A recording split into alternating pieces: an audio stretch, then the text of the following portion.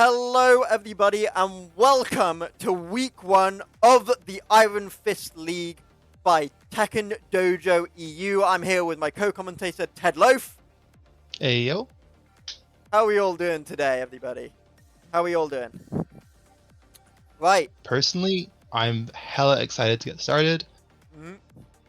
We got a lot of great matches ahead of us. And we're gonna see who takes the first win in our first week here. Yes, for sure. And you know, this tournament is happening on Evo weekend, Evo Sunday, in fact. So a nice little Yep. pre-Evo Tekken for you guys today.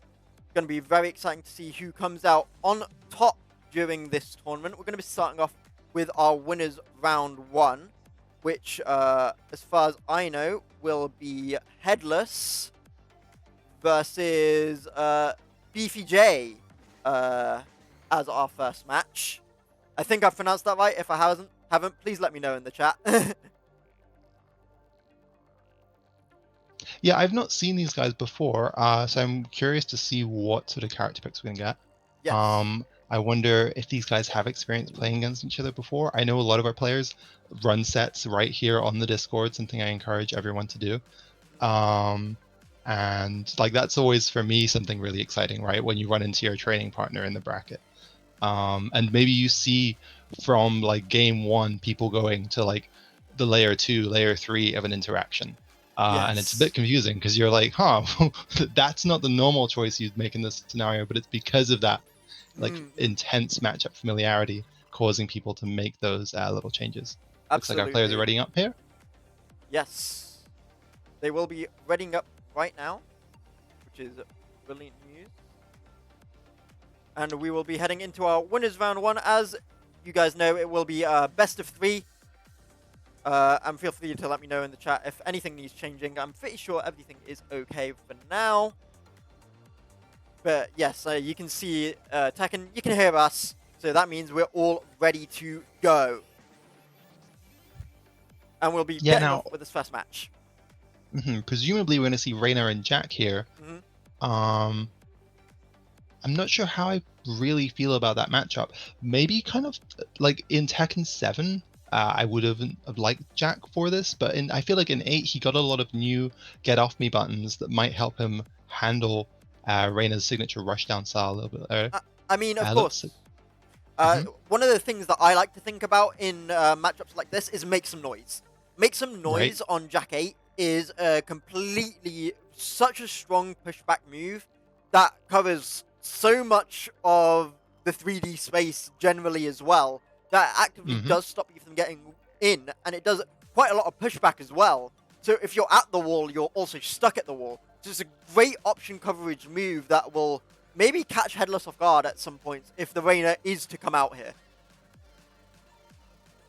Yeah, and like that move has been nerfed, but is still incredibly strong. So you'll see Jack asserting that pressure, and it's, you know, until you show that you have the counterplay ready, why not? I always say. Yeah, of course. Let them take off the table for you. Don't take something off the table preemptively in the matchup. Yes, exactly that. Looks like we've got a slight delay here. We'll just look to get Bite back in the lobby. Yes, absolutely. We're just looking for Jay to come back in the lobby at the minute. Don't worry, we will get back to your regularly scheduled gaming as soon as we can. I wonder if they had some sort of crash, because they had both accepted the match. Presumably we're on character select. Oh, here we go. Here we go, yep. There we go. Readying up again. Yep, here we go. We should be ready for our winners round 1 here. So let's get it started. I'm very excited. Yeah, I am hungry for some good-ass Tekken. You already know the vibes. Good-ass Tekken. All the time. Good-ass Tekken. But yeah, Reina into this matchup. Super fun to have this. I was about to say, Reina into this matchup could be interesting. Down forward 1 could be an absolute killer actually, in this matchup, just thinking about it now, just because of how big Jack's range is on that move specifically. Could be such a big check. Right. Mm-hmm. Get ready for the next battle. And yep, we have the mains. Mm-hmm. Will be those on Rebel Hangar as well, though. So do remember that top part of the stage is actually a bit smaller than you think it is. Can get to the walls from round start combo launcher, and we have the balcony break and the 2 wall blasts on the lower floor. Yeah, and I like using those wall blasts because they keep your opponent locked in at the wall that allow you to exert pressure. But let's see how our players handle this matchup right here. Lots of counter hits. Ooh, the low Classic check. setup. And you saw the flash duck from Headless there, aware of the high. Yes, and now just a bit of pressure. Keep Ooh, mash. went underneath it as well. Mm-hmm. Good option with a Glass power crush. break. Yeah. Great option with a power crush. That's going to push back, but there's a quick punish for that. Yeah. Nice punish. Yeah. Make some noise ready. Glass break. I like the patience here. But by taking taking advantage of that patience, Rage Art, does it connect? No, ready with the block and the punish. Yeah, round 1 to Headless. That was a big read, actually, right there. Mm-hmm. Very interesting. Nice interrupt. Yes, absolutely. Ooh, went around the other side. Good. Nice sidewalk. Yeah. Yeah. Great movement from Headless there. That's going to be a heat dash combo to the wall. Can't get too much off of it, though, because there's no wall splat. I like the punish on the power crush there. Yeah, really nice. Good break. Get off of me! Make some noise. Gets punished there. Get off me again. Great use of heat smash. Sure. Goes for the dive. Punishes too early. Should have maybe delayed. Could have Rage Art punished. Okay, low check there. Gonna knock down. Can't get the low Oki though. I'm gonna get the heat engager to start the pressure. Nice punish. He dashed to continue Nice the pressure. punish again. Get off of me again. Going for these grabs and it's just not working. And a good punish on the make some noise again.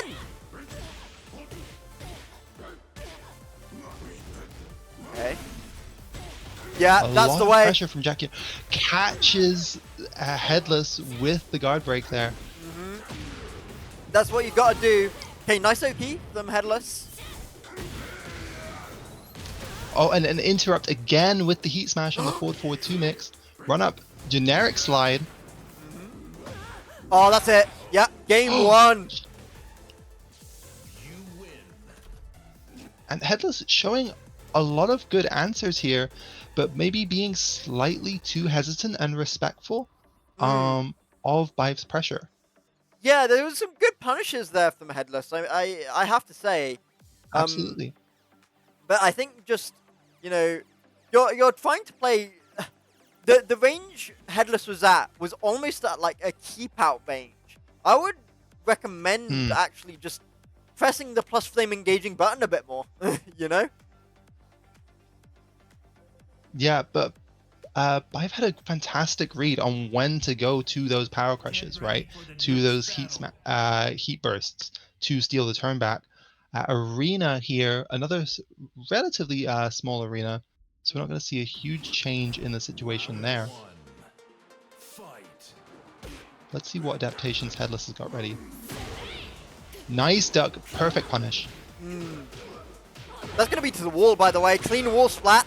Oh, certainly like that wall combo. Yeah, that's about 50% health. That's half off there.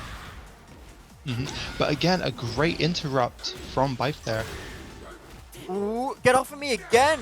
Really gunning for these grabs. Breaks. Yeah. There we go. Anticipating the turn steal attempt, ducking under the high, punishing perfectly here. Side wall. Still has grey health and heat on the horizon though. So yeah, gonna activate it there. Gonna try and get some of that grey health back. But nice punish. Nice duck again. Oh no. Wait, 10 seconds left. No. Wave.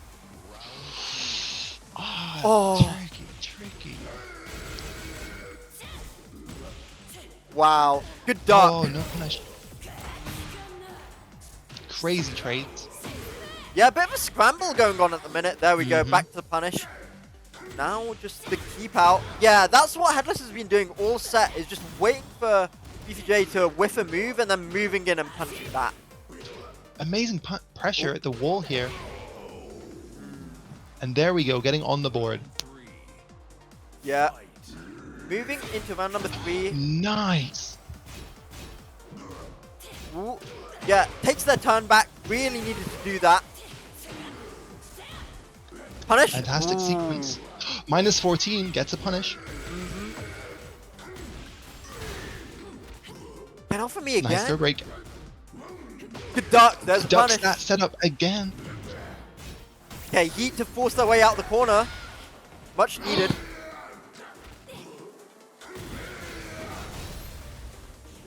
Ooh. Just be careful here. Nice punish. Low check, maybe inbound. One more. Yeah, there we go. Beautiful stuff. Electric pop-off. Yeah, very clinical round, but there it is! What did I say about the down forward ones, eh? Not quite getting the wall combo, but has the wall pressure here. Okay, can engage. Nice counter hit. Heat engage. Yep. Gonna catch that with a heat burst on the whiff.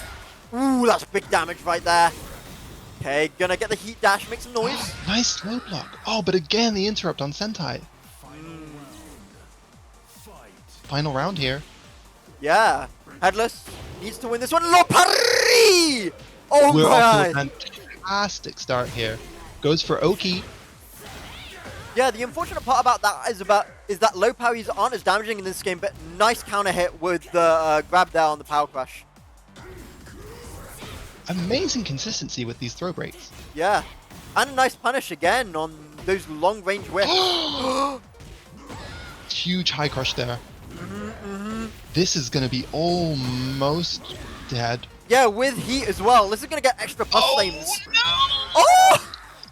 Oh, terrible stuff there for Headless, but you gotta respect it. Amazing gameplay from our wife there. Yeah, and that will be Beefy J moving on to winners round 2. Really good stuff from them. Congratulations, Beefy J, moving on to winners round 2. Yeah, I really like the adaptations we were seeing from both players there. Headless with some adaptations to the pressure sequences from BFJ, right? The ducks on the highs, the hesitations on the pressure sequences, calling out those turnstiles. BFJ continued representing the throws, the power crushes, which was really important because that was how they're able to close out that at times really like one range scrappy game. Yeah, absolutely. And one of the things about this is you need to think about how much you're outputting the mental stack on the opponent. And with Jack there at those close ranges, grabs are one of the best things you can do because they're very damaging grabs, first of all. But if you keep mixing up the 1, the 2, the 1+2, all of these different grab rates, eventually they're going to get caught by one. You know, people can't keep doing it forever. They will get caught eventually. And it's really nice to disrupt that mental stack of your opponent and keep him on guard, keep him thinking, because, you know, just because you've broken it, you know, 3 times, 4 times, doesn't mean I'm going to stop doing it if it's beneficial for me, you know? It's not like they can get a punish off of it, right? And we saw some system changes to grabs in Tekken 8 that make them more powerful than ever in this game. We have homing grabs with the generics. We've got counter hit grabs, harder to break. We've got grabs as a counter to Power Crush and Heat Burst. Yes. And just generally, that makes me scared for the upcoming character as well in Armor King, right? I don't know if they're going to be as grab heavy as King is, per se, because, you know, Armor King has always been the more pokey of the two. But generally, Armor King's grabs are quite strong as well. So we might need to be careful upcoming. Oh, certainly. And Armor King, one of those characters that I think we can expect to see grabs that activate a lot of wall gimmicks, be they floor blasts, wall breaks, wall splats, which are going to lead to some potential huge damage interactions.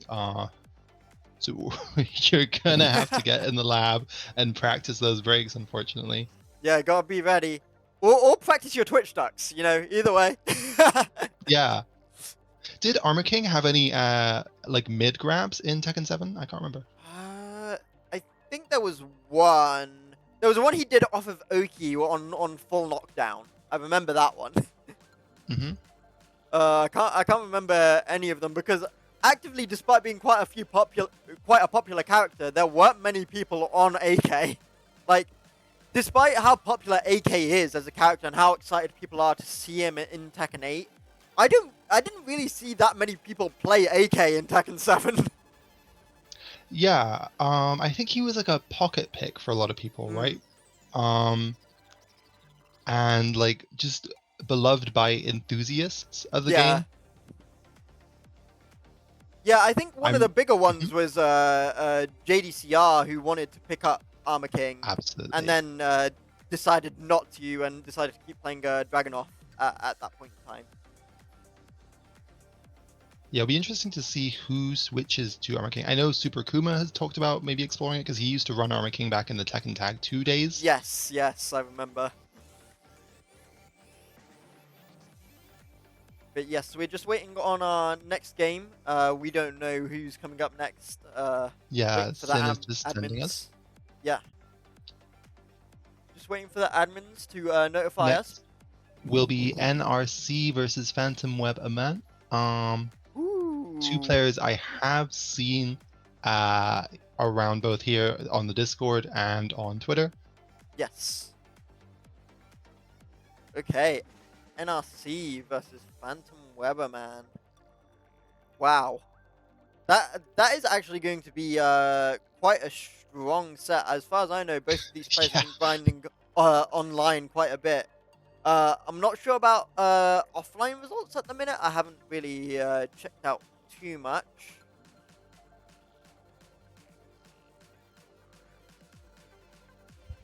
But let me just check if this is a winners round 2 or winners round 1. And while we're doing that, you guys on the VOD can take a look at our bracket, which I'll go through now. Absolutely.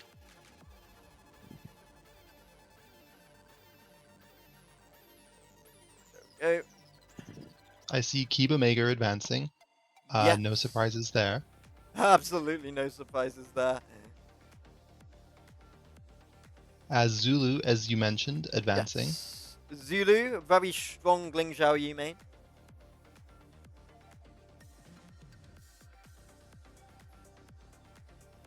So it looks like NRC is a... Looks like that's a round 1 game. Can't see it on round 2. So that will be maybe a winner's round 1. Unless I'm wrong and I'm just a blind, which happens often. It looks like NRC got a bye in round 1. There and it Phantom is. Weberman presumably won their first game to advance into this match. I see. Phantom Weberman has joined us in the lobby, just waiting to get NRC in here. Yes, on the VOD you'll be able to see it. It's right here. In Discord you won't be able to see it just yet, unfortunately, but you will see it on the VOD afterwards. But that will be a winners round 2 game, which means we're going through bracket very swiftly, which is always good news. Oh yeah, absolutely. As this is like an EU-based event, I know we have players from all sorts of different time zones. Yes. So it is like I think always better if we're able to get through things kind of promptly. I know we started a little bit later today, but as we were looking into like week 2, week 3, future events, we'll absolutely be kicking things off on our scheduled start time. And because we're open to signups each week, sometimes we might have more, sometimes we might have less, so we'll have fewer or less games to get through, but we'll always be looking to wrap things up as promptly as we can. Yes, just out of respect for everyone's time. But as well as that, we want to see as much good-ass Tekken as possible, so we are hoping for those Game 5s to go to Game 5s, and that bracket reset to maybe come in. But yes, we're gonna have Phantom Weberman and NRC coming up next in our winners And round then 2. after that, we will have Blue Vaser versus Morither. Not exactly sure on their name, but I see Blue Phaser here in the lobby already, ready for Yes. their game. This is why it's good to have open slots, everybody. But yeah, very interesting to see. I mean, I will mention this before we get started, is Kazuya is such an interesting character for me in this game. Because the nuance to most players is that, oh, 50-50 demon, right? But to me, who plays Eddie, this is actively one of my worst matchups in the game. Right. So I have to be so Twin careful. Pistons. Twin Pistons, right? And so it becomes very difficult to play against Kazuya, where to the point you need to think of him as not a 50-50 demon, but as a demon that can beat Eddie Gordo, right? Yeah.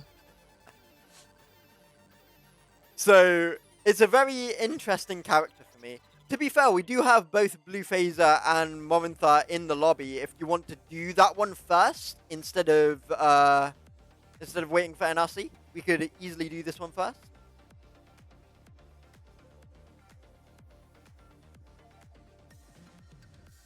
Ooh. Hello.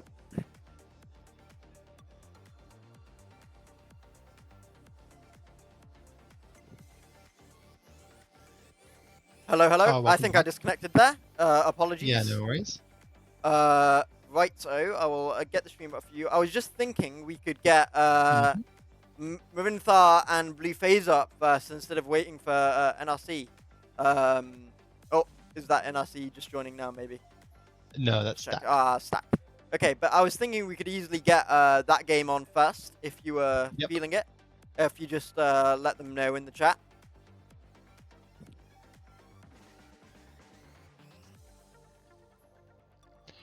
Yeah, I'll write to SN. I don't see any reason why not. Yeah, absolutely.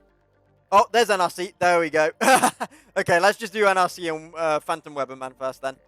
Because they're both in.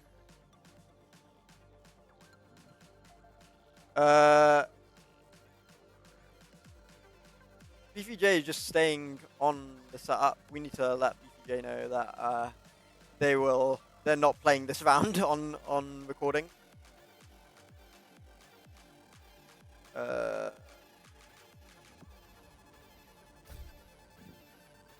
Yeah, if you want to manually remove them, they can always rejoin the open lobby later. Because as they won the last set... Oh, there we go. Perfect. There we go. So it looks like we're ready to move into our next game here. Yes, looks like we're completely ready. Hopefully Discord you can see everything. I think you can. Yes, you can. Brilliant. And we'll be heading into our next game here. Phantom Weberman versus NRC. Yes, we are good to go. I'll let you know in the chat there.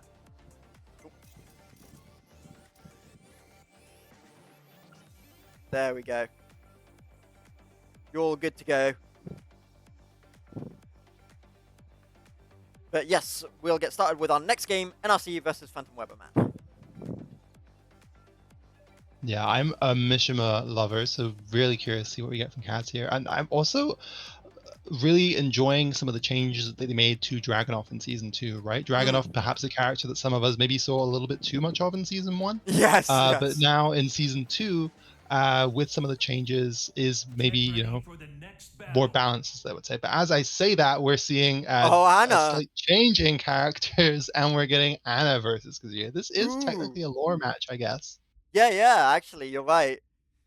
But we are on Elegant Palace here. Remember, this has actually 4 gimmicks. It has the wall break, balcony break, and the 2 wall blasts on the much lower level. Nice movement from Phantom Weberman to realign with any potential sidestep from NRC round start, because sidestep obviously snuffs so much of Kazuya's offense. Yep. Oh, and this is going to be clean wall hit as well. This is going to be a lot of damage with the debuff Yeah. as well. Yeah. Oh! But- RPG to take the round. By the way, that setup is pretty much guaranteed. All you can do is try and block it. Nice Like- hit. Ooh. Oh, nice Oh, launch! beautiful Wow. mid-step high crush. The launch, we're going back to that same wall here. Oh no, but drops! What's the mix? Goes mid, and Wow. that'll take the round. Okay, NRC off to a very swift start here. Maybe playing on Phantom Weatherman's lack of character knowledge here on Anna. Mm-hmm. Just not quite sure where to find the openings. Oh, there's the Twin Big Pistons block there, launch. though. Yeah.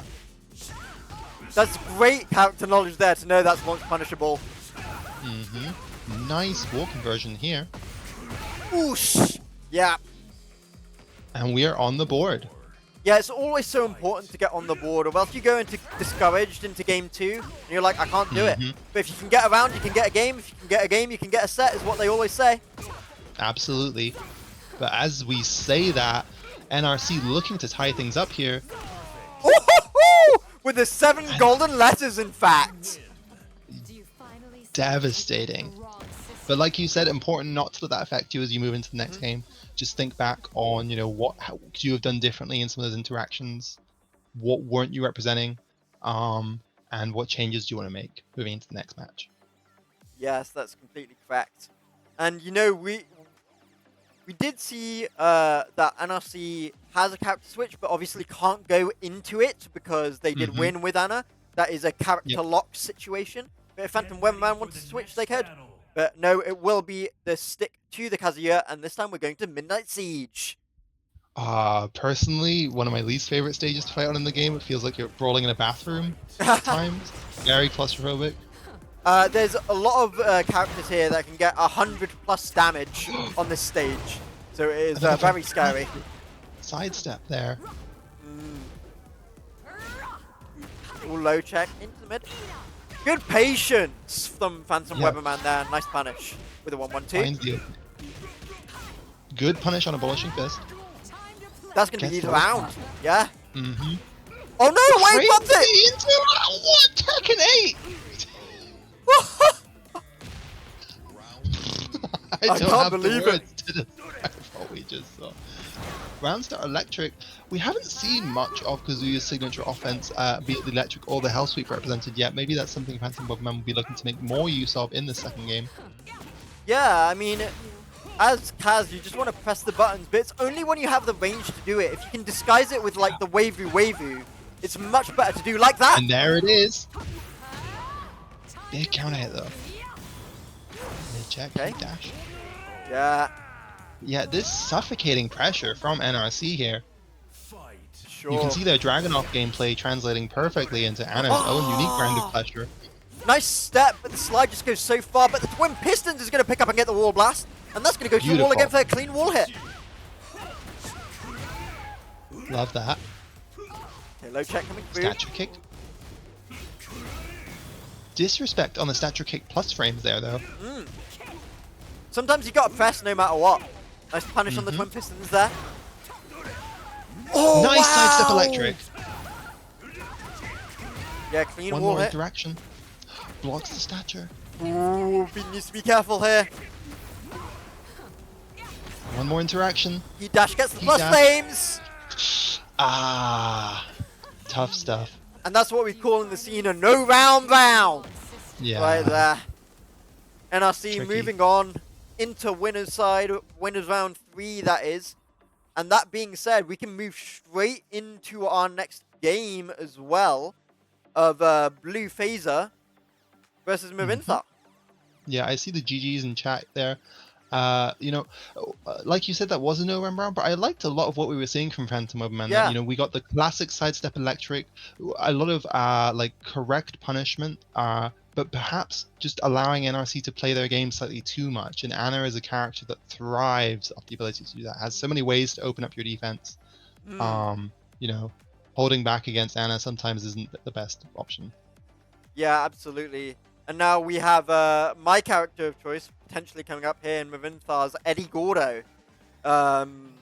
so I can talk a little bit about this, a little bit more than I would do normally.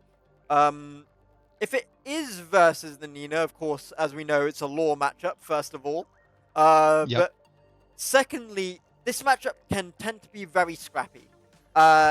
You would think it's Eddie playing Keep Out in this matchup. It's not. It's the Nina. Nina actually has the ability to do so much pushback with the guns that Eddie can't go into plus flames to get into stance and output the 50-50s they want to do. So it's actually quite difficult in this matchup for Eddie to output the game plan that they're used to doing if it is this way.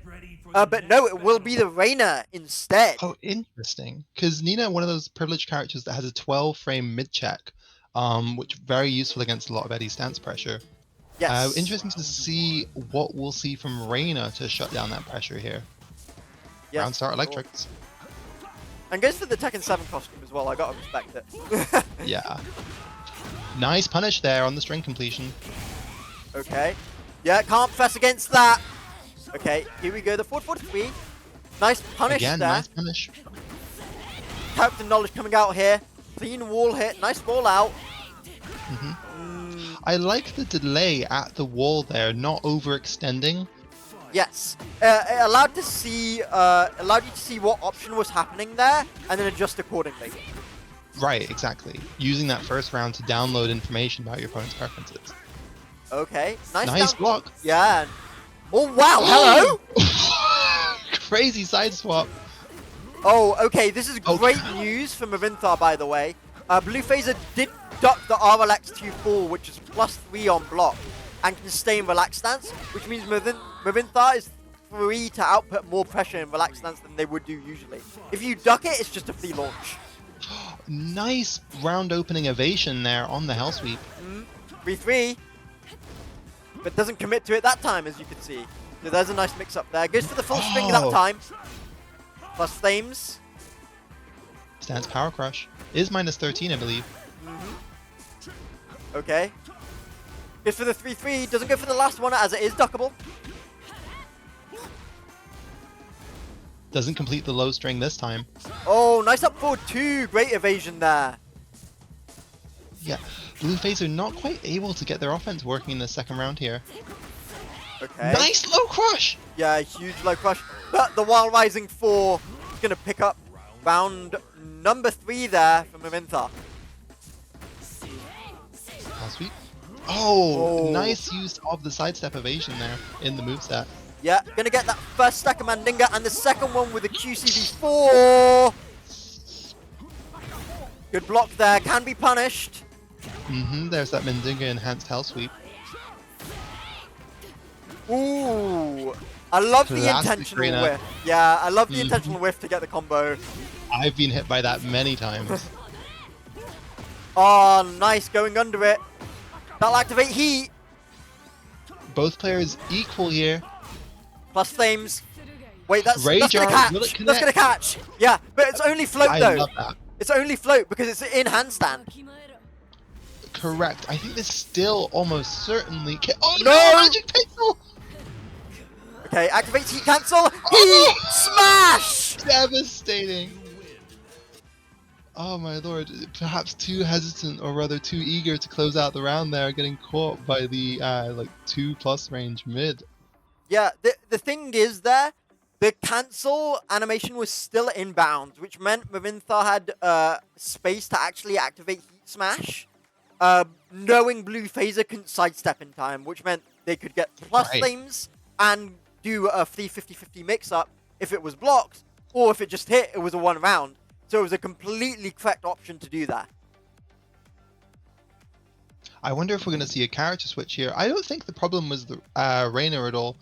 But as I say that, no, we are getting a character switch to Nina. Yeah, absolutely. The law matchup. We're going to get the special info. Round 1. Fight. Okay. Arena Now, Underground. Yeah, interested to see how they pilot this matchup differently on their main here. Right now, yeah, but looking you for can an see. opening. Can you see immediately Blue Phaser was backing up? That's what I mentioned earlier before the set started about Nina being able to keep out Eddie. Right? They know they have the range advantage and so are backing up immediately with the KBDs. Oh no, What a nice sidestep. movement here from Yep. Blue Phaser, snubbing a lot of Marinthar's offense. Okay. Gets the plus flames. Goes for the heat dash 4-3 RLX. Blue Phaser escaping that pressure situation, resetting the neutral. Where's the punish? Oh, the low check coming out now. Oh, The wow, low- this is gonna kill actually. This is almost It's gonna kill. certainly Rage dead. up. Rage up. It does War minimum. gimmick is right there. Oh, yeah.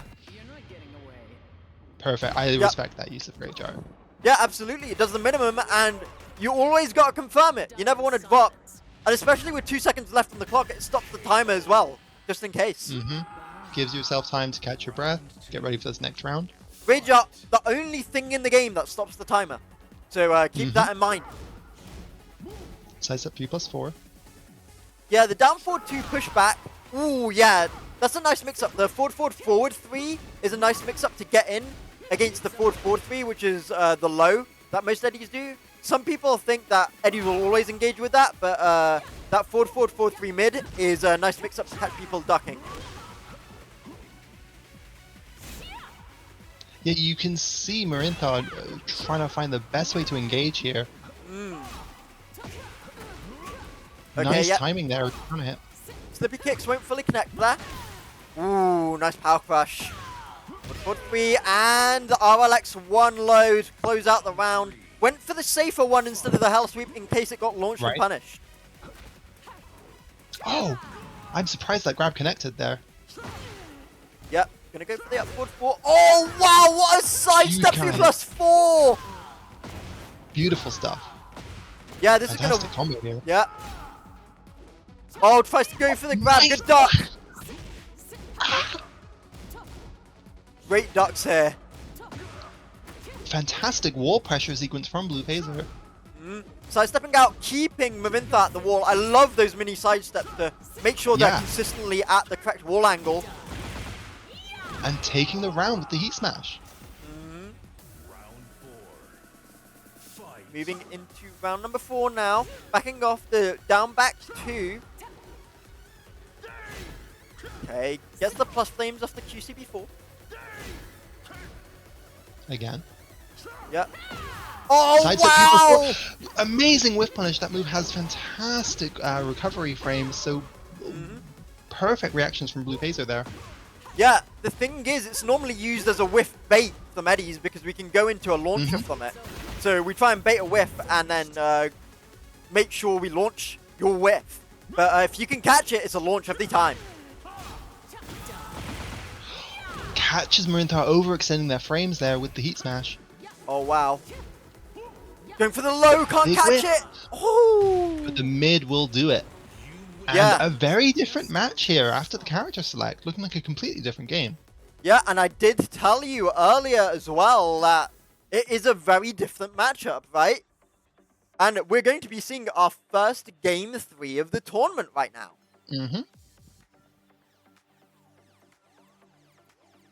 I'm not sure if Marintha has any pockets, but if they do, they will be allowed to switch. Blue Phaser has to stick to the Nina. What changes would you make in this matchup after being confronted with the counterplay Nina that we just saw there?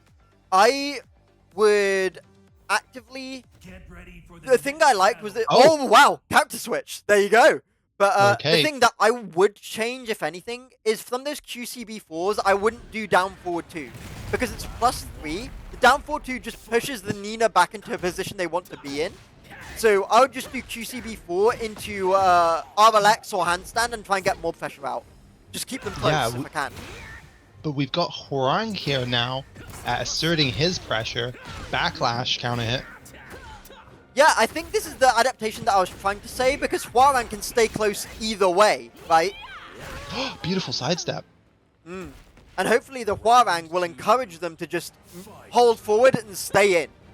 Yeah, and a 1st to 1 against a Hwoarang is not a situation that anyone wants to find themselves in. Yeah, absolutely. Else, like, every time Marinta backs off now, as the Hwarang player, you're always thinking, I want to go in, or I want to go in. So hopefully it'll stop them from playing a bit more patient, and this is exactly what's happening, right? Perfect timing on the low there to counter hit, launch the Power Crush attempt, and now Blue Phaser asserting their offense. Hwarang's back against the wall. Yeah, but the Heat gonna get activated. Can activate the Heat Smash to try and get the plus flames here and get an extra mix up, but doesn't need it, and gonna pick up the round. 1 round away from moving on. Yeah, match point here. Remember now Floor Blast active. Floor Blast is active. Great dunk! Oh my! Oh no! No! Doesn't get the The full pressure combo. of the scenario. JFSR. Okay, good break. Some composure returning with a throw break here. Yeah. Great power crush. Keeps on going for it. That's it! Nah. In, Tricky stuff. in sub 20 seconds, Blue Phaser. Wow.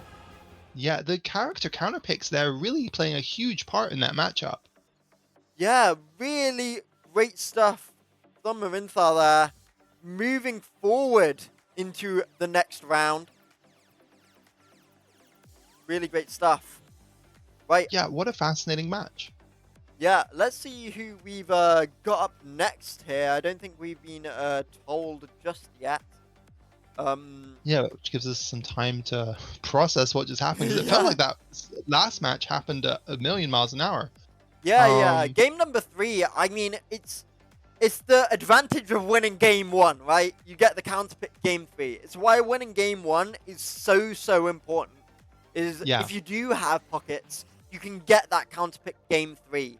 And in a best of 1 situation, as you were saying, Tedloaf, that can be really detrimental because the timing changes, the way the opponent plays changes, and you just don't have time to adapt. Which is why we say the best players in the world adapt in 2 rounds, because it's less than a game, right? Right, certainly. Because it's all very well having the answers in the pocket, but you need to be ready to represent them in the match itself. You can't be caught slacking with this switch. Unfortunately, that's exactly what we saw there. Crazy stuff. Because I was really liking that Nina gameplay that we were seeing in game 2. Was very dominant, but that Hwarang pressure just slightly overwhelming. I agree, and we mentioned it earlier, but the Hwarang in that Nina matchup, like we said, against the Eddie, Nina has the range advantage, and I think, Marinthar was probably playing a bit too patient with Eddie there, playing a bit keep out when Nina has the range advantage in the matchup, and the Hwarang, just changes the mentality, forces you to go in as a player, because Hwarang just doesn't have the range to sit back that far, and then the Nina gets, kind of stuffed out because, they had the range advantage in the previous matchup, and now they can't do anything with the range advantage because the Hwarang's consistently in their face, right? Yeah, exactly. But with that said, we can take a look at our bracket as we're waiting for the next game. Yeah.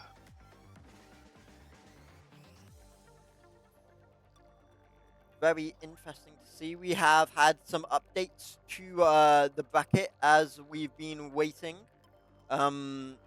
We've seen Capo Berserk go through into winners round 3 as well. So that's against Datboy or Happy Feet. We've had Ragnar go through against Notcat in a 2-1 victory, going through to round 3 as well. So that's very good.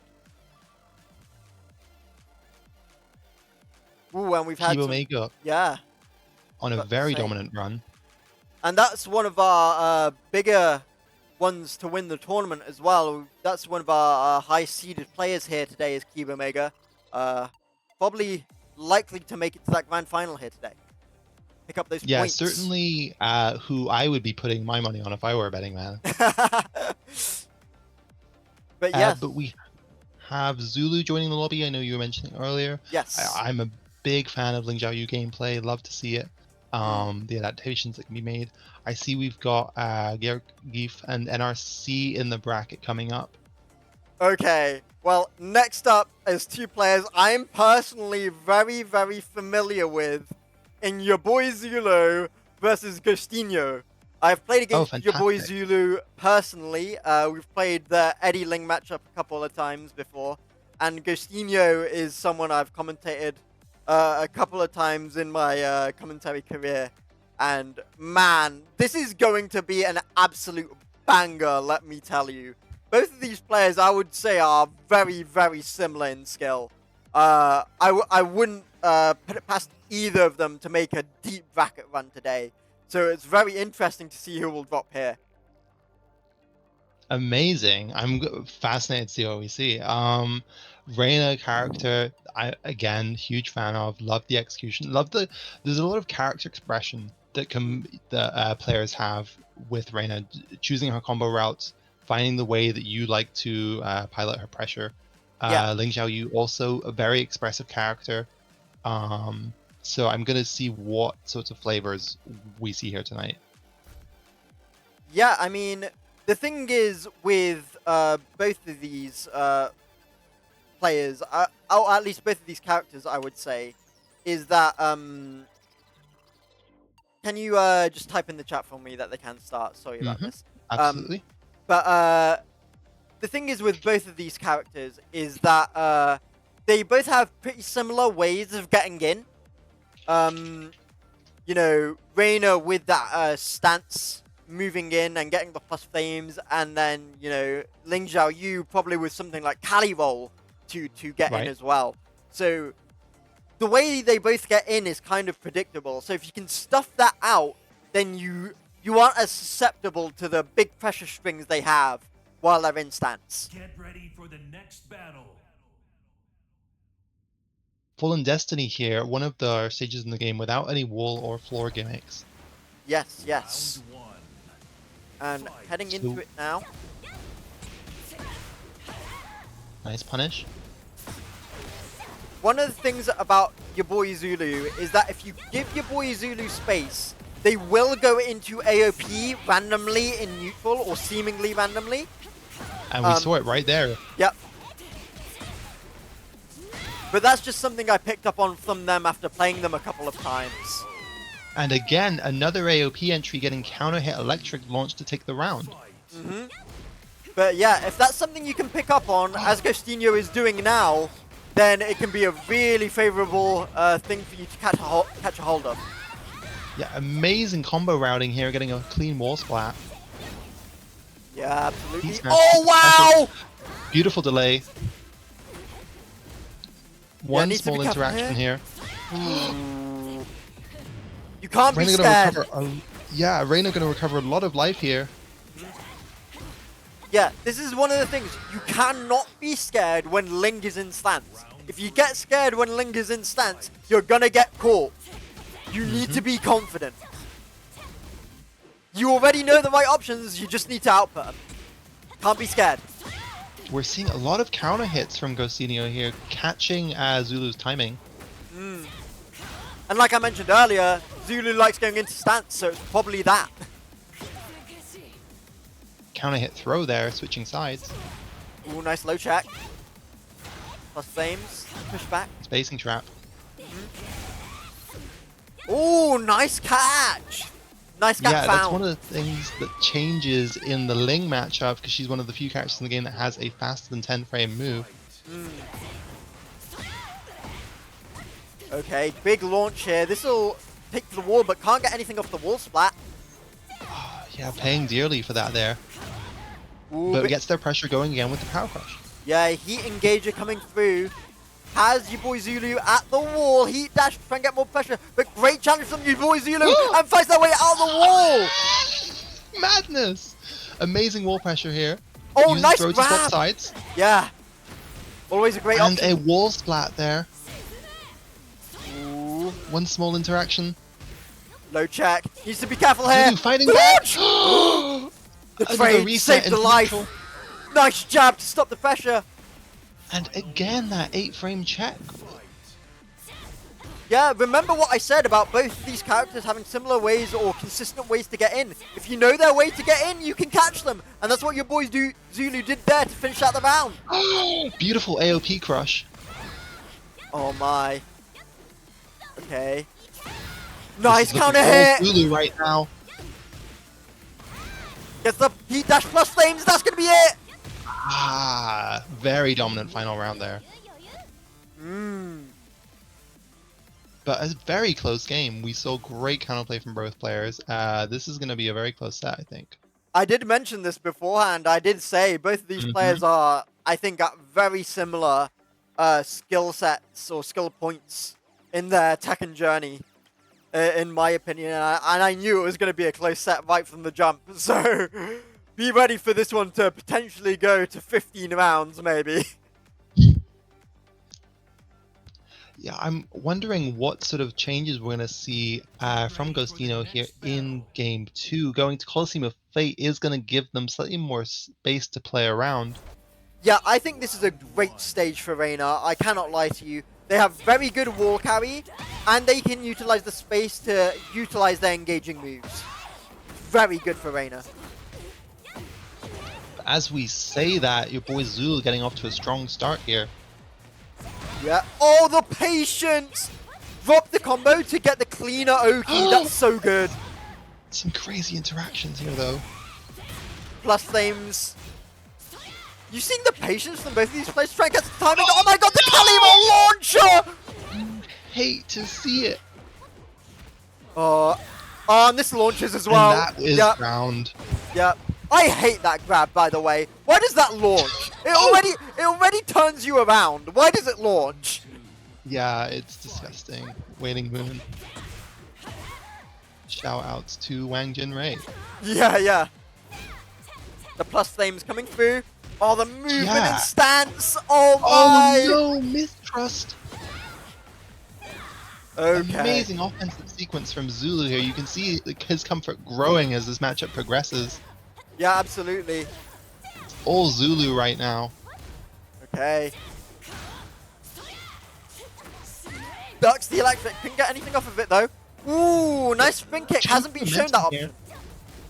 Manual heat entry. Gets the heat enhance. Oh wait, this could be dangerous. Low check. Yep. And match point now. Okay, Oh, throw this coming round through. start electric not working out. Yeah. I was about to say, you need to be careful with Ling Xiaoyu and those Oki situations. Ling Xiaoyu players are some of the best Oki labbers I know. Yeah, Ling, known to be a bit of a lab demon, always studying their setups, their Oki traps. No punish on that. Wow. No punish on the blocks spin kick. But that could be it. It will be it. Your boy Zulu, no round bound. Yeah. Fantastic set, though, by both players. Yeah, and the Chun-Li custom as well. Love to see it. Yeah, I've not actually seen that specific outfit before. Very cool. But wow, what a set. Next up, we have Zaku versus Ragnar. I see Zaku in the lobby already, and Ragnar sat on stay. Alrighty. We've been seeing a lot of Reina today. I can't lie. Yeah, we sure have. But we are seeing on the profile a character that's been a little bit of a point of contention recently on Tekken Twitter. Oh, it sure has, yeah. One of the most entertaining beefs I've seen in a while. But yes. Personally, I don't think Brian is the top one that some are suggesting. He's very strong indeed, but I think the fact that so few are able to make this character work at the highest levels kind of speaks for itself. Yeah, I am very curious to see what sort of Brian gameplay we get here tonight. I would agree with you there as well. I mean, this might be just because Eddie has a good matchup into Brian, in my personal opinion. But Sure. as well as that, I'm never upset when I get beaten by a Brian player because I know what they've had to do to win is catch my timing and get good counter hits. And so I can't be upset when I lose to Brian because I know what they've had to do is just read me. And I know if I lose to Brian, I've just been read. And so I don't think anyone can be upset about that, really. Yeah, Brian not quite able to sort of loop their offense in the same way that some characters can in this game. Like you said, relies much more on big sort of timing reads and counter hit placements. Yes. But again, we get Rainer here going to Ortiz Farm. Oh, good duck off round start. Can't get anything off of it, though. Good duck again on the electric, but this time going to get a counter hit for it. Great conversion. Yep. Are we breaking the wall? We certainly are. Yeah, we're going downstairs. Stays down. And I like that they're spiking into orbital to beat any potential get-up low kick. Yes. Ooh, nice jab. Stop the pressure. Okay, Heat Burst going to try and keep Zaku in the corner here, but can't do anything much here. Drops the combo, so we won't be going downstairs. Oh, no. We will be here, though. And it's looking all Ragnar. Okay, nice press out of the pressure. Still has heat. Great block. Oh, 10 seconds left. Wait a second. The grab going to go through. And Zaku has recovered a lot of life here. I think has just taken the life lead. Yeah, and with Demon's Breath. What a steal. Yeah. Wow, like a thief in the night, Zaku takes that one away. And it's round 2 and we are already downstairs in the Gold Pit Casino. Yeah, some wall blasts to take advantage of here. Look at the pressure though, good jab out from Ragnar there. And Zaku wastes the heat with all of that plus flame pressure. Couldn't even use it. Yeah, great observation. Brian does have his Snake Eyes ready here. Are we going to see it at the wall? No, we're going to see a taunt set up into Neo Soul Incinerator to take the round. Now, heading into round number 3 here. Oh, nice sidestep, but can't get anything off of it, though. Yeah. But I like that instead of panicking, they didn't overextend and just waited to win the next interaction. Yes, for sure. Ooh, nice punish there from Ragnar. Down forward 1 checks. Yeah. I'm liking the range use from Ragnar at the minute, just trying to stuff out the engages from Zaku, but Zaku seems to be getting in anyway pretty consistently with the side steps. Yeah, a complete side walk, swapping sides there. Guaranteed follow-up. Ooh. And a dominant round from Ragnar. Yeah. Very slow pace round there. Round start orbital. No punish either. Gotta be careful.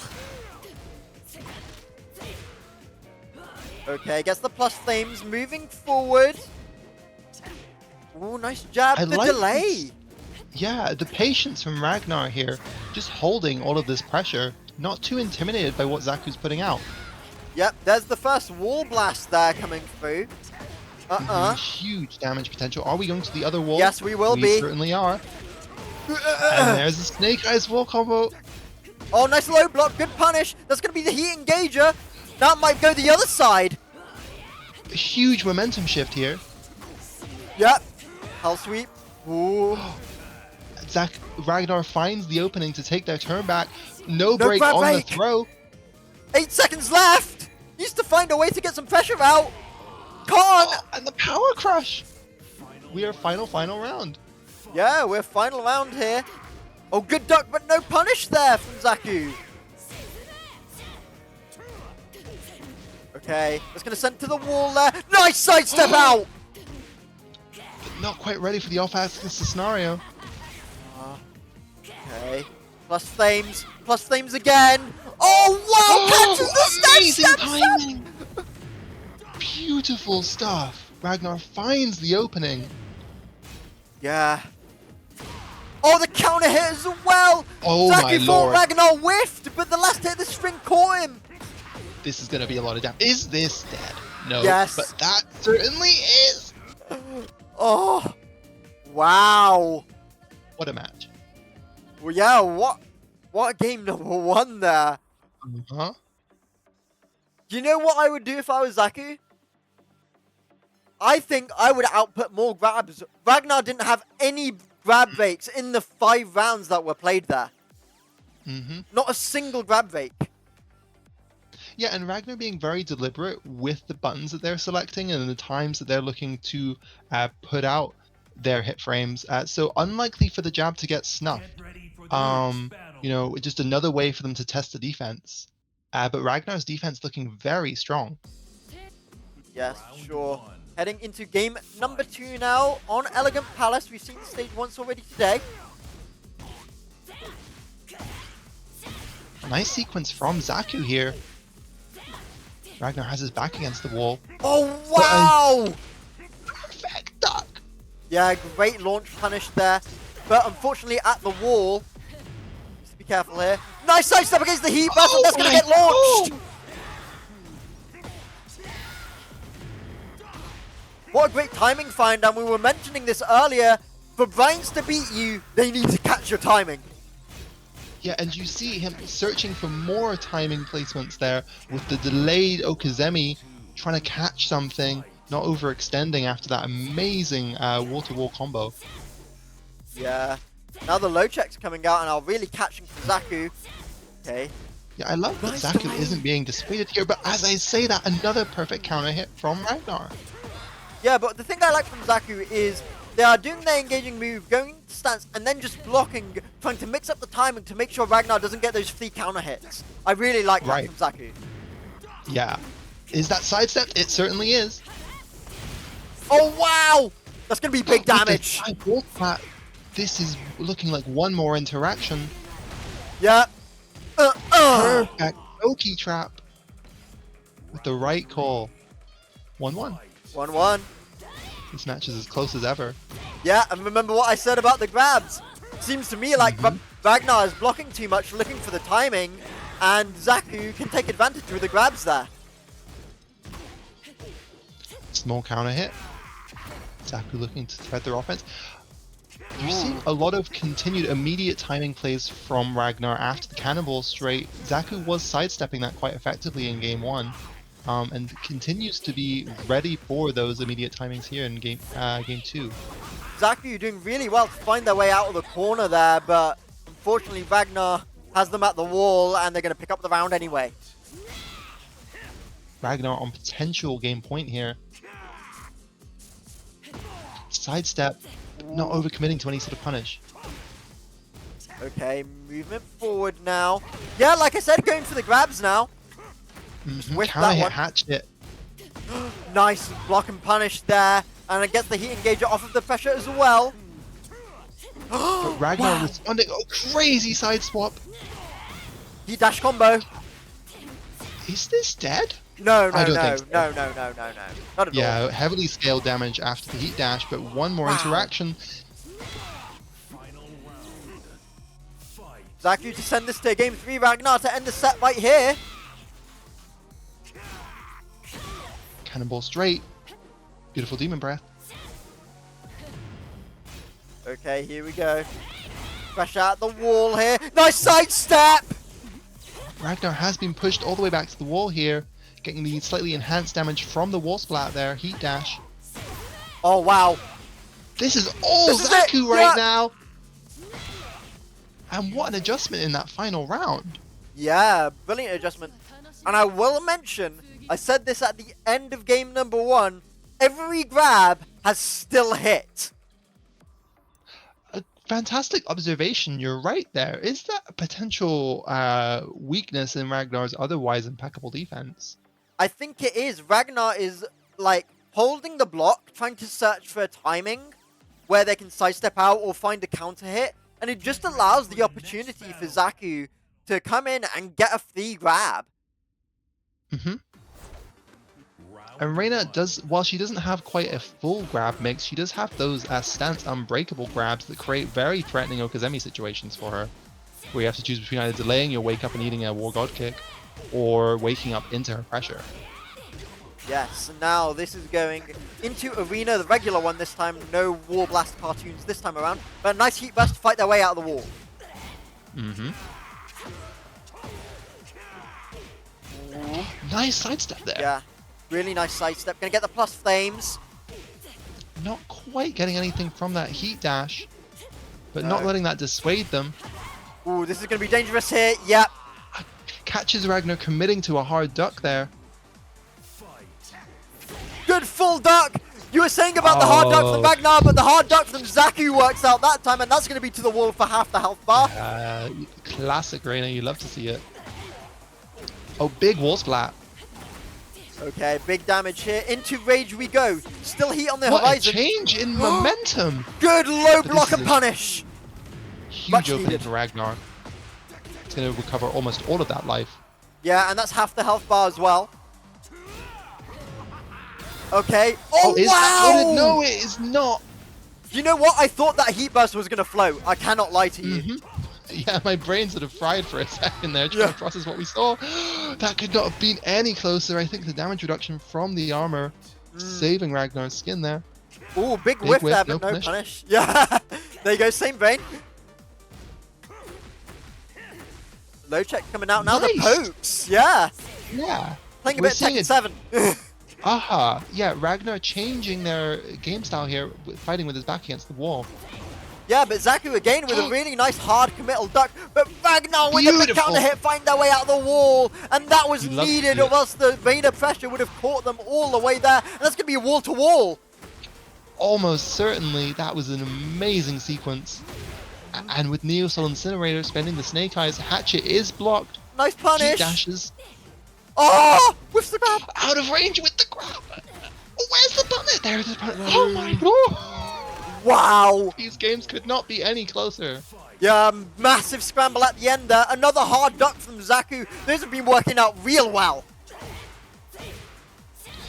I wonder if we're going to see Zaku committing to a hard duck after that homing option from Brian, because we haven't seen the homing mid-mid yet. Only the homing mid-high. Yeah, good grab. Gonna switch the sides. In heat. Gonna get the heat dash plus flames. Oh, needs to be careful here. No stance mix up. The patience. Both players altering their timing significantly in this final round here. Wow. And we're going to a final round. Double Luigi's. Nice counter hit jab. Oh, wow. That heat burst is going to connect. Yeah.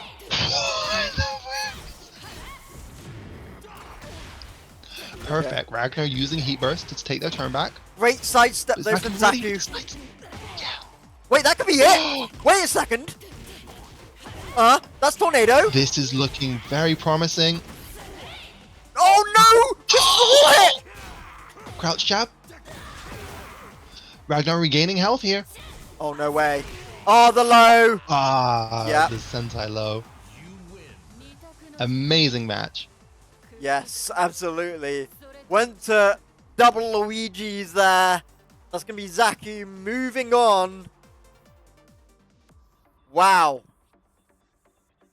Oh, next up, I think we got an absolute banger. It's your boy Zulu versus Keeb Omega. Yeah, certainly. You've heard us talking about him already this evening, and now we're seeing him on stream. Yes, yes, yes.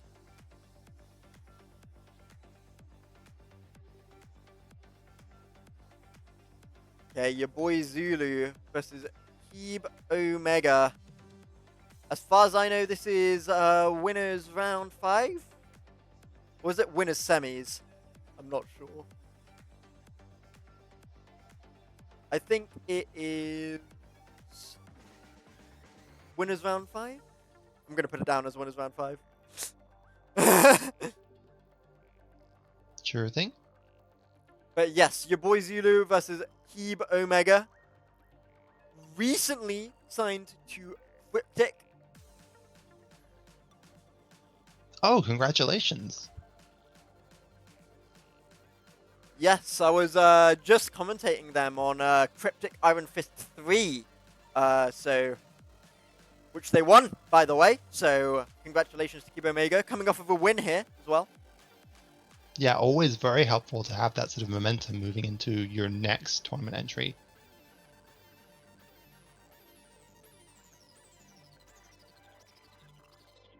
Both our players, I think, ready here to proceed with the game.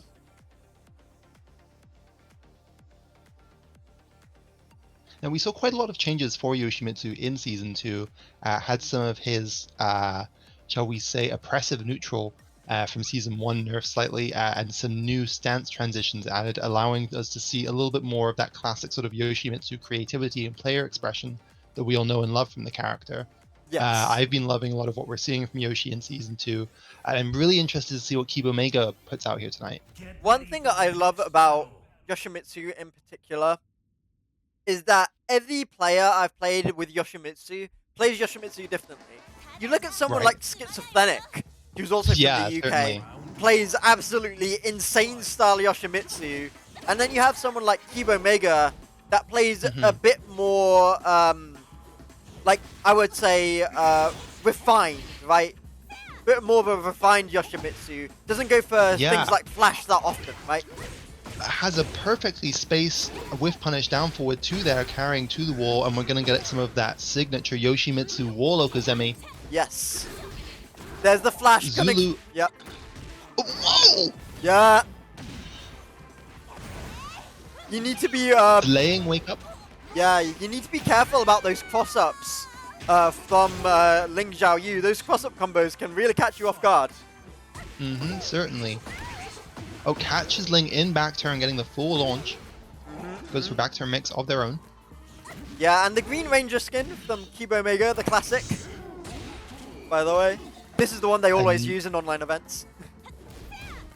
Oh, we love to see it. There's that 12 frame mid check. Looking to maybe snuff out any AOP stance entries. But you have to be careful with which mids you're checking Xiaoyu with specifically, because AOP can obviously crush some of them, and I think Like we just that saw one. that right when I was talking. Oh my lord! The commentator's prediction there instead of the curse. But to the wall we Oh go. my god! Round 3. Fight. Right. Good low block and a Big great block. punish. Yeah, that's gonna be a lot of damage, and Okazemi. Yeah, be careful about your boy Zulu here. He knows some shenanigans. Yep, like that. Roll. What's the next, Okazemi? Oh, good low block. This is all Zulu. That's gonna be punished. It is with a heat engager. Look at how much health Kiba regenerated there with the heat entry. Oh wow, that's And gonna be to the wall. Just Yeah. like that, taking the life lead. Careful here. Nice patience to stay down from your boy Zulu. Quite a lot of people get caught by that setup. Wow. Perfect throw break. Using health as a resource to press into the pressure there and close out the round. Okay. Oh, nice spin kick. That option up. hasn't been shown on Get Up yet. Heat burst gonna stuff out the come on. pressure. Oh, nice heat dash combo. Wow. It's gonna hurt. Yeah, caught Zulu trying to engage there, and he gets the combo to the wall. Gonna get a nice setup as well. Goes for the Majin low kicks. Ooh, nice Well punish. spaced there, because Ling unable to punish, I think, at that range, despite how unsafe that move is. Yeah, and that's gonna be Kibo Mega taking game number 1. Very dominant display. Yeah, one thing I actually really like was, you know how I was mentioning about Kibo Mega's Green Ranger skin? All the like branding and like new player stuff that they that You're Cryptic right. did that Cryptic did for Yeah. Kibo Mega was all like Green Ranger stuff. It was so cool. Yeah, now that you mention it, I actually remember seeing that earlier this Yeah. week on Twitter. Penny dropping for me right now. Yeah, that's so cool. Yeah. The branding was really cool for it. But yeah, congrats to Keeb for getting signed. Next battle. Looking Yeah, for some are more we big gonna- stuff for them in the future. Yeah, this is potentially going to be another win for them, unless your boy Zulu is able to play upset. But another very dominant round start for Kibo Maker, as I say that. Yes. That's going to be to the wall, even on a big stage like this one. One of my favorite stages in the game, by the way, Tekken 5. Yeah. I love the time of day transitions as we move through the rounds. Nice combo optimization from your boy Zulu here, going for back turn Oki. Oh, nice catch on the flash! Amazing punish. Oh Nice. wow! Oh no! Yeah. But can't be too upset by that, as they are still in this round looking for an opening to Oh potentially my god, get the back in. patience! Tekken 7! Yeah. Oh my god! Yeah. Perfectly timed approach there. Time is closing out on this round. Spring Oh, kick beating nice! Yoki. Block and punish! That's going to be the round because there's only 3 seconds left! Almost certainly. Amazing stuff. Wow, the patience from both of those players trying to find and engage. Good break from your boy Zulu. But the Oh my launch! god! Is this a TAS video we're watching? Oh my god! What was that sequence? Yeah, lovely stuff there. Both players trying to catch each other's timing with the side steps.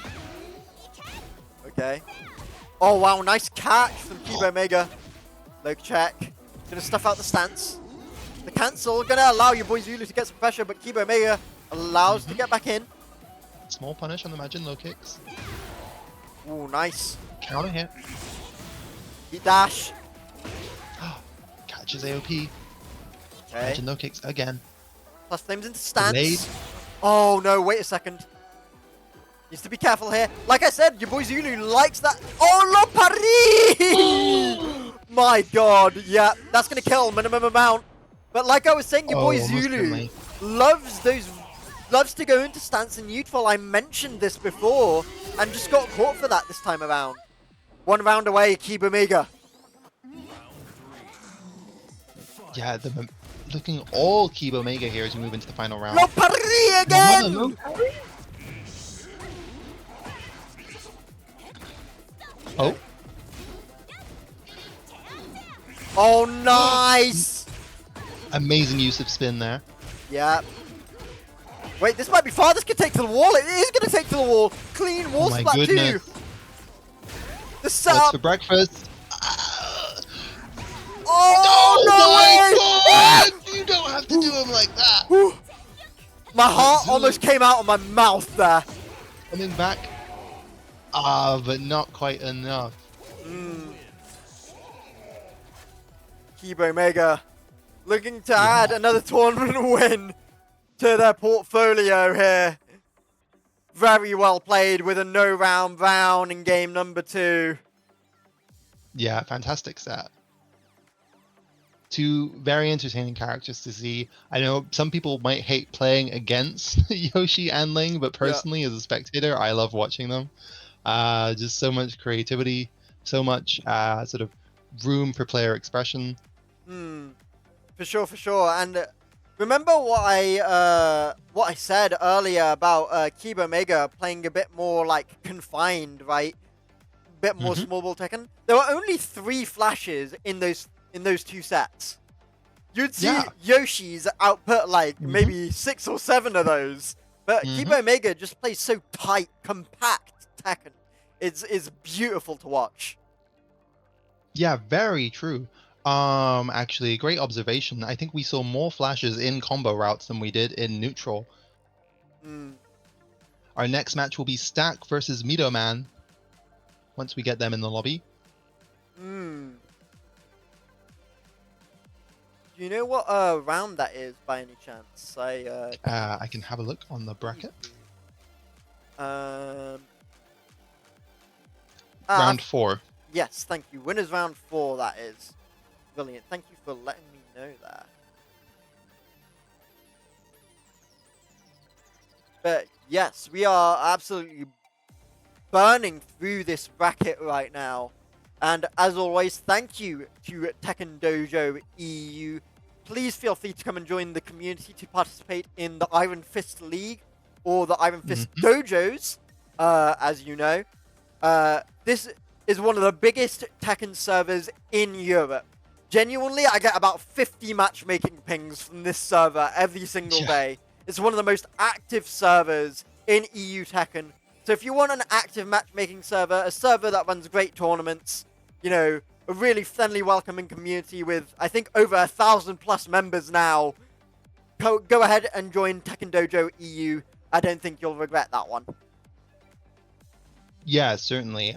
Whenever I check in on the server, I always see our players running sets, grinding experience. And a large server like this, fantastic for helping you gain familiarity and maybe some of your weaker matchups, right? Yeah. Because you can ask, hey, can I find some of the 3 Leo players out there to run a set with? Yeah, absolutely. And one of the things for me is they also have this King of the Hill mode that they have recently, where they have a top player, and you can ask to challenge them once a week, and if you win them, Oh, you're that's you're very then the cool. king, and it's very very cool. One of the things that I find is best to improve is playing sets against players that are stronger than you. It doesn't matter if Absolutely. you lose them, if you get that familiarity with stronger players. Losing and losing and losing is how you find your mistakes, and that's how you Hmm. improve. And Yeah, and I just saw a note from one of our admins mm, here, and with over 2,000 players here on the there you server, go. you're almost certainly going to find a player stronger than you to run Mm. those sets with. Yeah, yeah, exactly. And it's one of the biggest things is that if you're only playing double elimination brackets, you may not get the opportunity that often to actually Hmm. play sets against those stronger players. And like you were saying, Tadloaf, with over 2,000 players, probably the biggest Tekken server in EU at the minute, you will find those players here. There's always players willing to run sets. So please go ahead, join Tekken Dojo EU. It's completely free to do so. It takes up one of your 100 slots that you have on Discord servers. So there's no reason not to do it. Go ahead and join the Discord if you're interested in participating in this Yeah, tournament or any of the and other maybe events they have going on. and once you join, maybe we'll see you here next week, as we continue to run this series across this summer. Yes, for sure. And with that said, we have got Stack in the lobby right now, in with one of the more, I don't know, more characters that's considered weaker, I would say, this season, right? Yeah, I mean, I think Lee Chaolon is an incredibly strong character, Mm. especially with some of the initial season 2 changes being reversed. Maybe, like Super Kuma has said so vocally on Twitter, there are some bugs still in his toolkit, but he has some amazing buttons with forward, forward 4, Mm-hmm. back 4 counter hit, down 3 counter hit, forward, forward 2 got buffed in season 2. So it's hard for me as a Lee player to call my character weak, but, we don't see a lot of Lee Chaolon being represented at the highest level, but I don't think that's because the character doesn't have that potential. Yes. So I'm really interested to see what Stack shows for us here tonight. Yes, I completely agree. And as you can see on the Iron Fist League bracket, as we are waiting for their opponent to come through, it will be a Keeb Omega going through to that winner's side semi-finals right there. Ramses beat Ultra Instinct Potato, both names you know. Oh, wow. Yeah. We have Zaku versus Ragnar, which we just watched as well. That's to be updated. GGF making their way through the bracket with their Dragonoff and their Bears, I'm assuming, on the winner's side as well. So we have some great games upcoming for you as well as that. And you'll be pleased to know that NRC, who we were watching earlier, is making their way pretty swiftly through loser's side as well. And it looks like we're ready to move into our next match here. Brilliant. Lee Chaolon versus Eddie. This is there a we matchup go. I struggle in. Yeah. Well, we'll see, because we can both say a couple of things about this matchup, I think. Yeah, certainly. Personally, I find that a lot of my punishment floats Lee Chaolon. Floats Eddie from his stance. I get like a lot of 11 damage acid rain punishes, which always Yeah. break my heart. Oh. Perfect customization on the skins Yeah, here. yeah. Oh, that. Oh, wow. Okay. Slow Yeah. down there. But both players not dissuaded by some of this sort of crazy interactions here. But a very tentative start here. Back 3-3. Perfect duck on the Wow. high. At the wall. manually entering heat for that Manjinga stock. Oh, nice. Relax 1+2 there. Good coverage option from Mito Man there. Instant while running, 3-4. Okay, gonna be backing off now. Ooh, nice heat engager. Yeah, good timing from Stack. And peeling off the wall with back 4, but not quite getting the combo. Yeah, still has the tornado there. There is a setup that you can do here. Okay, yeah. Goes for that one, yeah. Forward 4-3 heat dash will give a full combo. Side wall splat. Betraying Stack slightly there. More instant while running 3-4s into generic grab. Yeah. And a homing mid to close the round. I don't think you can ever go wrong with plus flames into grab. But Right? yeah, that's going to be the +3 into the Hell Sweep there from HSP1 into RLX 3-3. Okay, plus flames into the RLX 1+2. We're seeing a lot of these 1+2 homing mid check here. Oh, good duck, but nothing there. Yep, get the Yoki, guaranteed. Stack caught by Mito's approach there. Another while running 3-4. But I like what Mitoman did there. Just went into heat just to get the second Mandinga stack and the Hell Sweep. Exactly. Which made that possible. Nice sidestep. Mm-hmm. Okay, so that was really good there from Stack, by the way. Great defense. If you ever see Eddie do down forward 1-3 into the knockdown, we will always do QCF3 hop kick, because if you don't get up, it will. If you don't roll, it will catch, and if you try and get up, it's tornado launch. Counter hit G-Clef, giving a full combo here because of the wall interaction. Yes. Amazing timing from Stack. Wall to wall, goes for the like full distance Great wall duck! combo ender. Oh, but goes for the grab and gets caught. Amazing. Final round here. Okay, 1-2 into stance. Nice. Great punish. Are we going to the wall? You need to be careful with those, though. If you do see Eddie do 1-2 into stance, next time they could do G-Clef. We have 1-2-3 now, and we also have 1-2-4-4 that we could do. So be careful about trying to catch that. Back 4 whiff. Entering heat to get that Manjinga stack, but a 12 frame heat engager from Stack there. Ooh. And again, the while running 3-4 doing the business. Yeah, I mean, that's beautiful. A move I think has sort of gone under the radar, you know, like Azu got her while running nerfed. And Lee has sort of had this incredible while running move for more than a year now. Please let him keep it. That's all I'm saying. How plus is it on block, by the way? Well, it depends if you transition into stance. I think if you transition into Hitman, I think it's +6. Without slightly less plus, I think +4. Okay, I see. But I just want to finish a thought that I didn't get to finish there in the middle of the set. Was that if you ever see Eddie do down forward 1-3, he will always do QCF3. If you try and get up, it will tornado.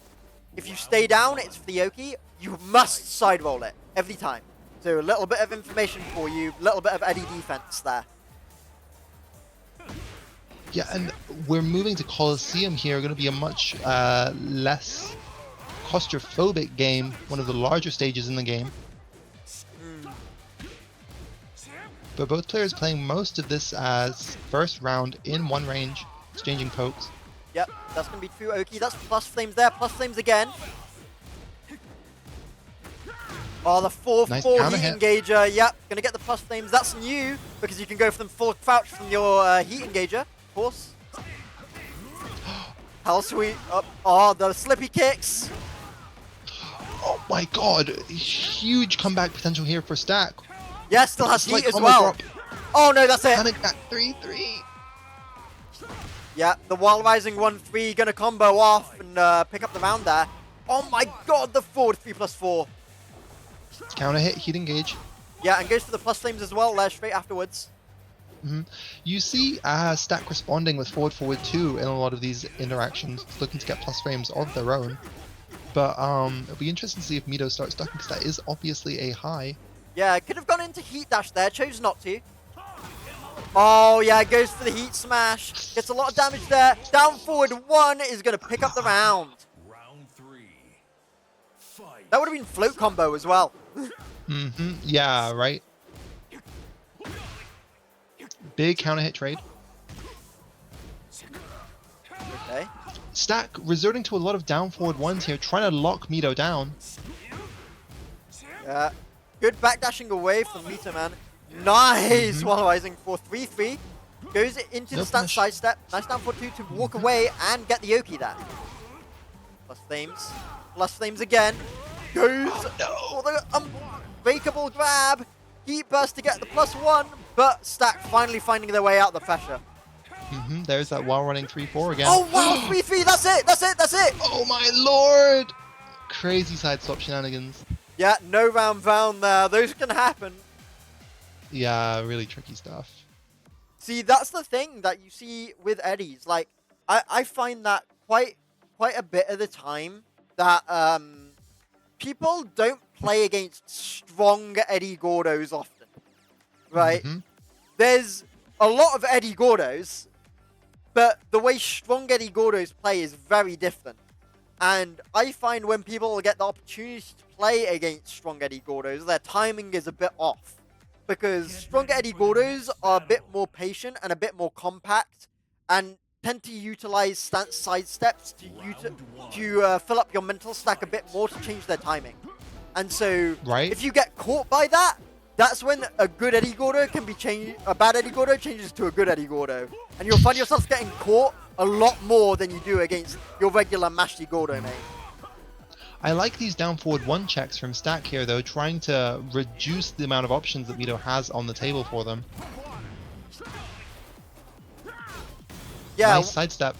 What I'm really liking from Mito Man as well is the wide array of options they're utilizing in stance and in neutral as well to stop Stack from getting a read on them. Utilizing the full move list to fix up the mental stack there. And the Hitman 1+2 taking the round. 3-3. There you go, stance sidestep into the house sweep, right? Yeah. That's what I mentioned earlier.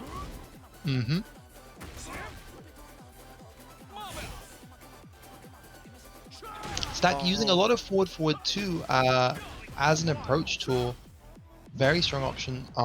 Nice down forward 2. That counter hit does not launch anymore, but gonna get the heat dash plus flames. Forward 3, heat engage. Heat dash. Ooh, nice 3-3. Yeah, the best homing low from Lee. Big duck wow. and punish. Small route. Oh, gonna utilize the rage here. I think this is gonna scale. I don't think it kills actually. Yeah, I don't we've think this had is quite a minimum. lot of hit. Yeah, doesn't kill, but does get a set on knockdown. Nice duck there, showing great awareness. Yeah, went straight for the wall rising 2 to try and stop Stack from doing the pressure on knockdown, but Stack just patient, closes out the round nicely. And Stack looking to close out this game here. Gets a heat engage. Goes for Lee's -12 low because Eddie obviously has some fantastic while rising low punishment. Yeah, that's wall rising 4 you're talking about there. Nice jabs from Mito. Stack showing a lot of different looks as he's, utilizing the full toolkit. Save down forward 2. Okay, going for the 4-4. But neither player has heat anymore, so we're just straight Tekken right now. Okay, low check. Down 3 counter hit, gets the conversion. Needs to be careful here. 8 seconds left. Needs to be careful. Needs to do something. No punish. Oh, so sad. Nice sidewalk. Beautiful stuff. And closing it out with the Acid Storm. Yeah, Stack. Very well done there with the sidestep to end the game there, end the set. Very well done. Yeah, and our next match will be Keeb Omega versus Zaku. Wow. Zaku already here in the lobby. What a game that we're going to see here. But I'm glad we watched that one, actually, because, like I said, it's both of our characters going into that game there. Yeah, right. Stack showing me some answers to Eddie's pressure that I need to start representing myself Yeah. because I normally get cooked in that exact matchup. My God. Yeah, there you go. We can do Thug Finals afterwards.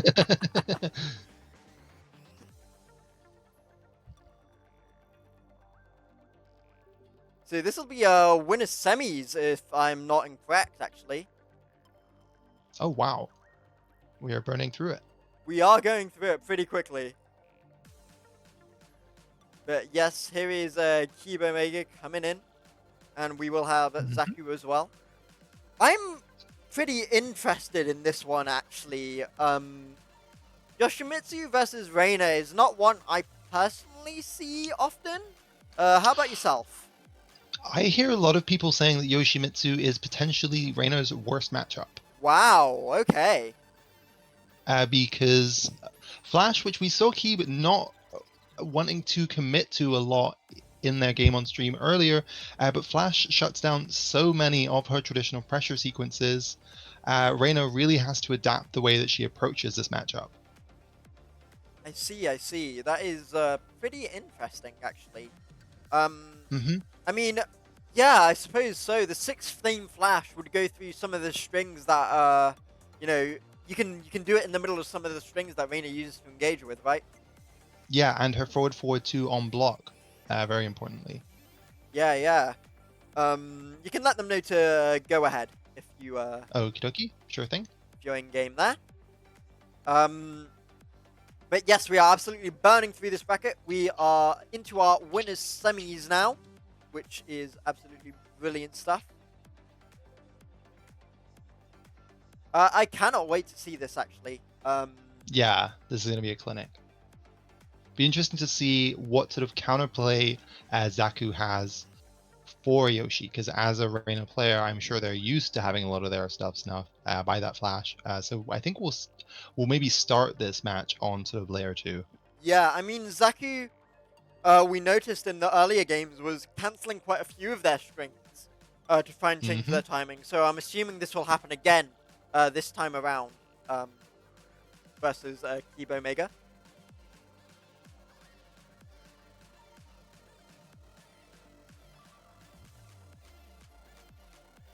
Yeah, whenever Keeb is ready. Yes, whenever Keeb is ready. This is the thing now, actually. This could be interesting to talk about while we're waiting. Is the new ruling for TWT is that you only get a minute and coaching if you lose. Now, if you lose a game, Yeah. instead of just whenever you want, and that's really interesting to me, actually. It's a complete change from the way it was. But the fact you only get a minute if you lose, now you have to take in consideration if you take that minute, you're also giving a minute to the winner, right? Right. Yeah, it's tricky because I think we saw a lot of conversation, different people having different opinions about what should be done with coaching in season 1. Now we have this new ruling. Things have been made official, and personally, I like seeing coaching because I like seeing the highest quality gameplay possible. I know some people are dead set against it because they think, well, it should be up to you as the player to make those changes.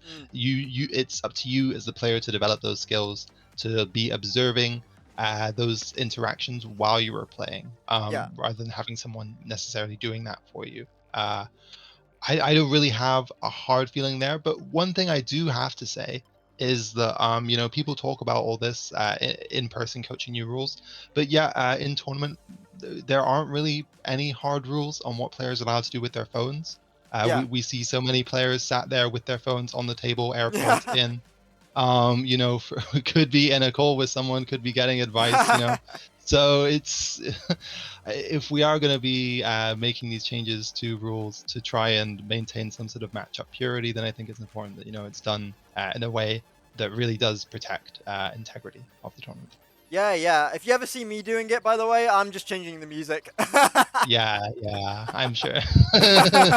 No cheating here, officer, I swear. No cheating here, officer. Definitely not looking at a sidestep chart for whatever character I'm playing against. Yeah. Scrolling through Tekken 8 library furiously. What character? Oh my. But yeah. Yeah, if someone could get in touch with Keeb just to let them know that we are waiting for them. Yes. I'm really curious to see this matchup here. It's going to be a barn burner for sure, based on what we've seen from these players already this evening. Yeah, and actually, I think this is going to be a bit of a.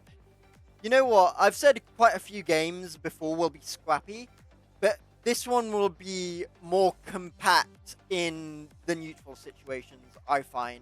Because, like we said, Zaku before is pretty viable to cancelling their strings in the middle of them to try and change timings. And we know Keeb doesn't actually like utilizing Flash that much. So we might be seeing, like, a bit more turn taking in this matchup than you've seen throughout the tournament so far, I find. Yeah. Which is going to be interesting and allows them to maybe change that, as we play the whole set out. I'm really curious. Yeah, I feel like that's going to be good as well for both players to get a handle on each other's timings, generally. Just because if you're playing a bit slower, then that gives you more opportunity to, first of all, find gaps, but second of all, know what's happening in the neutral, where you're like, one of the things I really like catching is, this person will do backdash, sidestep, and then move in, for example. Right. And if I can catch like little movement consistencies like that, that's one of the things I really, really like working off as a player. And if you can catch those consistencies in the neutral, it's really big for players that are this strong. Yeah, certainly. And conversely, as a player at this level, you've got to be mindful that you're not showing the same approach option or the same defensive options too consistently to try and offset the speed at which your opponent is able to download your approach to the matchup. Yeah, and I think one of the things we might be able to actually see here is that if, for example, Zaku loses game 1, that we might see a change of pace, right? We might go from that slower pace, trying to feel each other out to start, to Zaku saying, you know what, screw it. I'm just going to go in, press buttons, play really fast, press every single plus flame button available in my arsenal, and see how you deal with it. And, that can be a big timing change, and you need to adjust to it at the click of a finger, right? Because if you don't, then it's going to overwhelm you pretty quickly. Oh, certainly. Yeah, and we're still in the best of 3 portion of this tournament. So your adaptation has to be relatively quickly, Yeah. But we hope to see Keep here in the lobby soon. Yeah, well, he is right here, just sitting on stay. If someone could get in touch with Keeb. Yeah, would be much appreciated. But very, very interesting to see what happens in this one. Like we said, it's going to be a barn burner. I think Keeb would be my pick to make it to our grand finals here tonight. But we always love to see an upset, right? Yeah. I mean, this is one of the things about the FGC, right? Is that in order to raise your seed, to have, potentially easier runs going through the bracket in the future, is you need to make upsets, right? If you don't make upsets, then you won't be able to raise your seed. So you won't ever get easier games.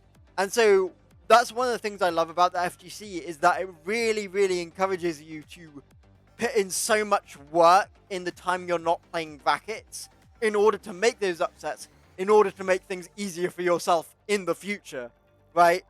Whereas if we did like randomly seeded tournaments, that stuff wouldn't happen, right? Yeah. And I've seen Super Akuma talking on his stream about like a big part of what allowed him to become more consistent as a tournament player was exactly what you're just talking about. Hmm. By raising your seed, you're able to give yourself a slightly preferential route through the bracket, Hmm. which sort of slightly counterintuitively leads to more potentially like a more consistent results, which Yeah. allow you to take that spot in future. So as a newcomer to these sort of like bracketed systems, Mm. your work is cut out for you as you're cutting your teeth. But it just gives you many fantastic opportunities to learn, to fight against tough opponents, and to come back stronger next time.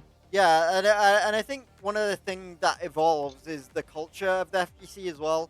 Is that if you're, your local like one tour, and you go to big major, any name Hmm. big major, you have your local mates around you, and you make a big upset on stream, something like that, then it's a massive deal and can raise your seed in your local, outside of your local, loads of things like that. So, Yeah, Keep has just left the lobby. If we can get them back in here, we'll be able to proceed with our match. yes. Just sit tight, Zaku. Yes, please just sit tight. Uh, what I will say is this allows losers to catch up just a little bit. Obviously, we don't want any delays in the games, but it does allow losers to catch up just a little bit, which is always nice. Um, Yeah, I just got a message from one of our admins here. We're waiting for Stack versus Neck to finish, and the winner of that will go against Kebab Drinker. Ooh, yes, I can see that right now. Um, very, very good stuff. Yeah, losers does need to catch up just a little bit. We are a little bit behind on losers, but I will say I do think this bottom side of the bracket is a little bit stacked. We've had Ultra Instinct Potato just go out to Just Joker, and then we have Just Joker, Ragnar, and Ramses all on the same side of losers. Good lord.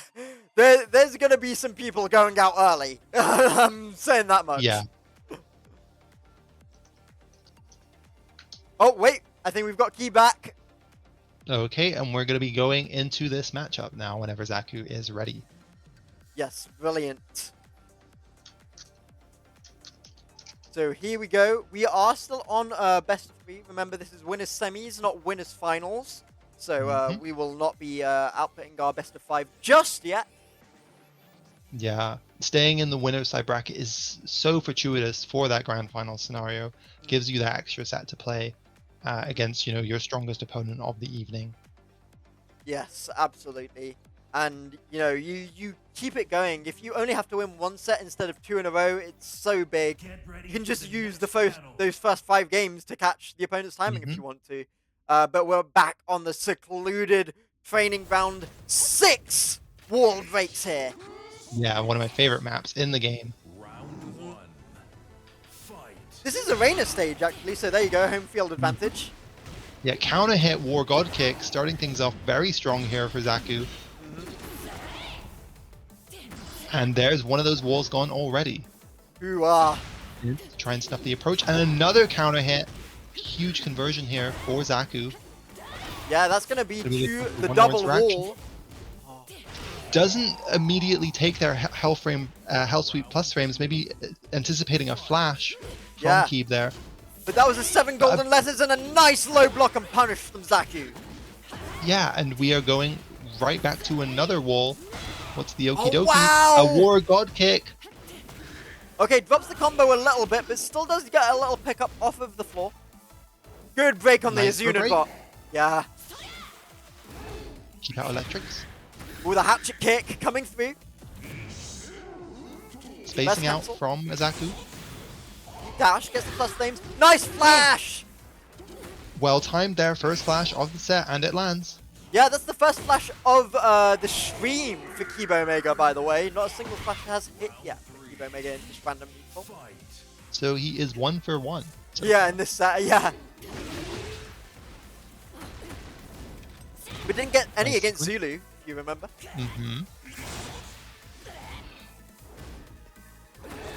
Zaku managing to realign and get Keebs back against the wall again here. Their heat burst being snuffed by the Majin low kicks there, though.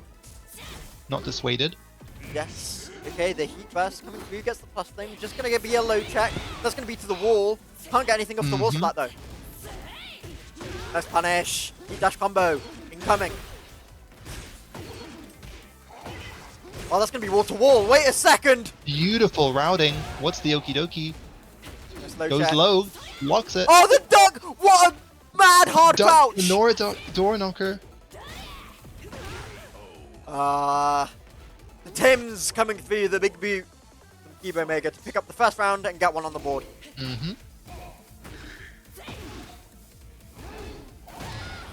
Okay, heat Gets engager. caught sidestepping by the mid there.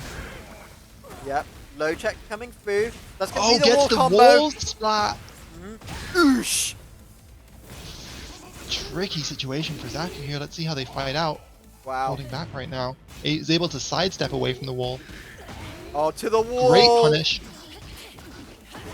And like I said, just coming off of that wall to extend the combo. Still in heat as well.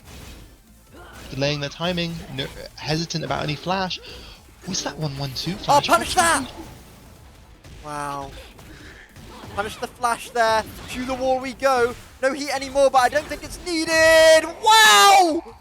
And forward 2. A huge upset for Zaku here, taking the first game. Yeah, did that parry catch the flash? What was that?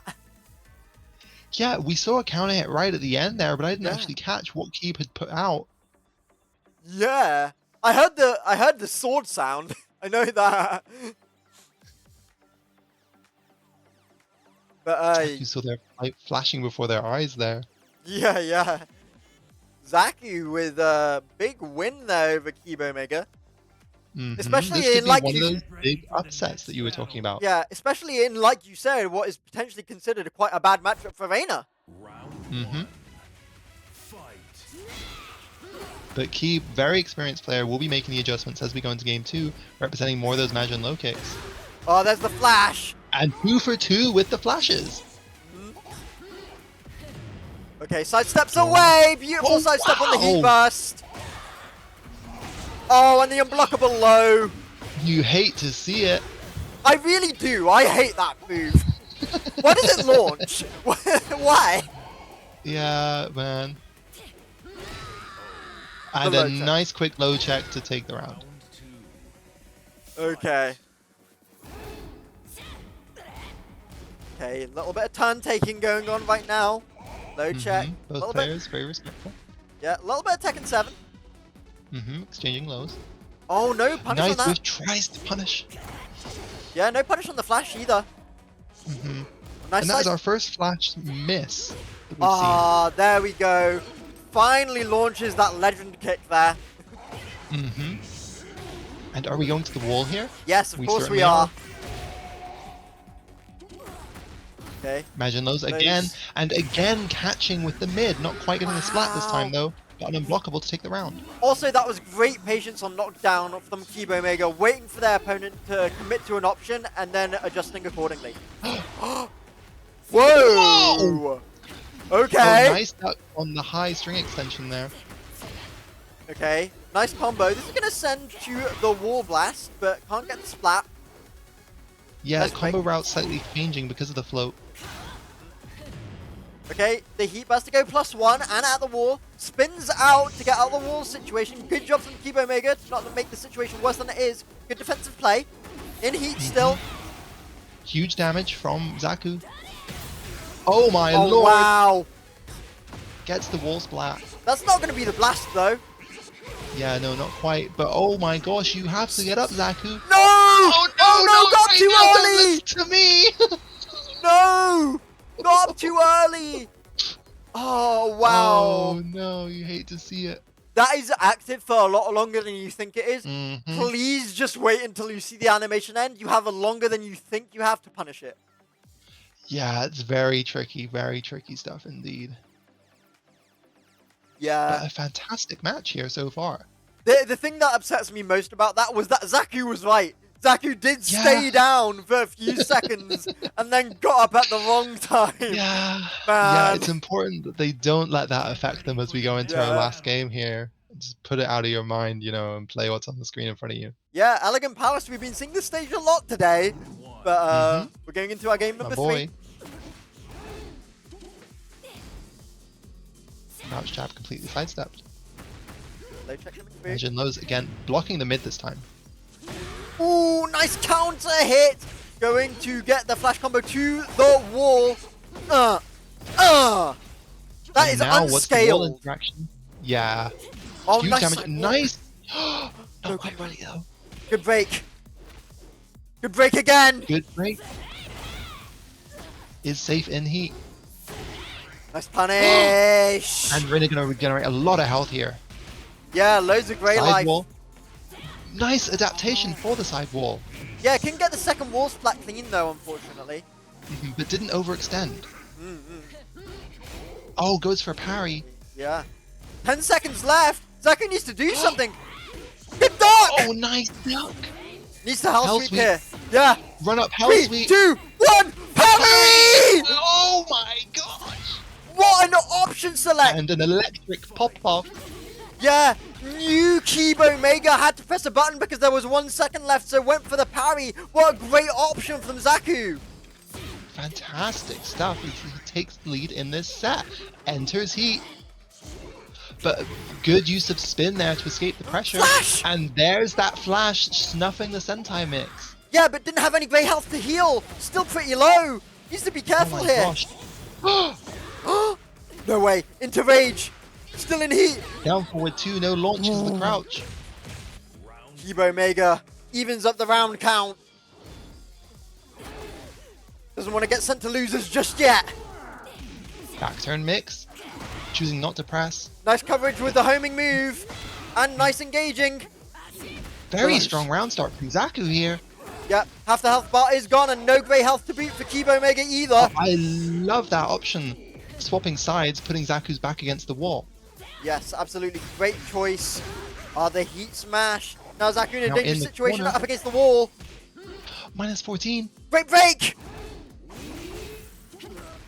Nice low check. I would activate the Oh my heat gosh. here. Yeah.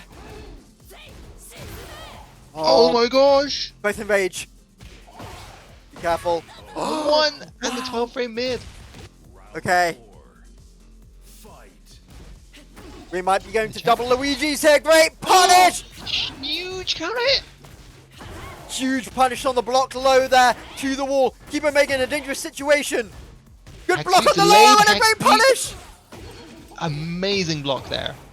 Keep recovering a lot of life here.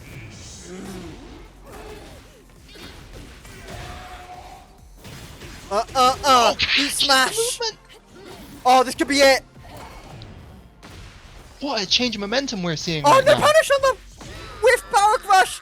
And that's going to be Kibo Mega moving through to winners finals! Wow! What a set. What a set! Amazing stuff. Great job, Kibo Mega. Great job, Zaku. Wow. Hopefully we'll see that again, because it's very viable with Zaku pretty late in losers to come back here. Oh yeah, most certainly. I would love to see more of that right now. We saw some fantastic counterplay there. Yeah, but next up we have Stack versus Kebab Drinker. Oh, okay.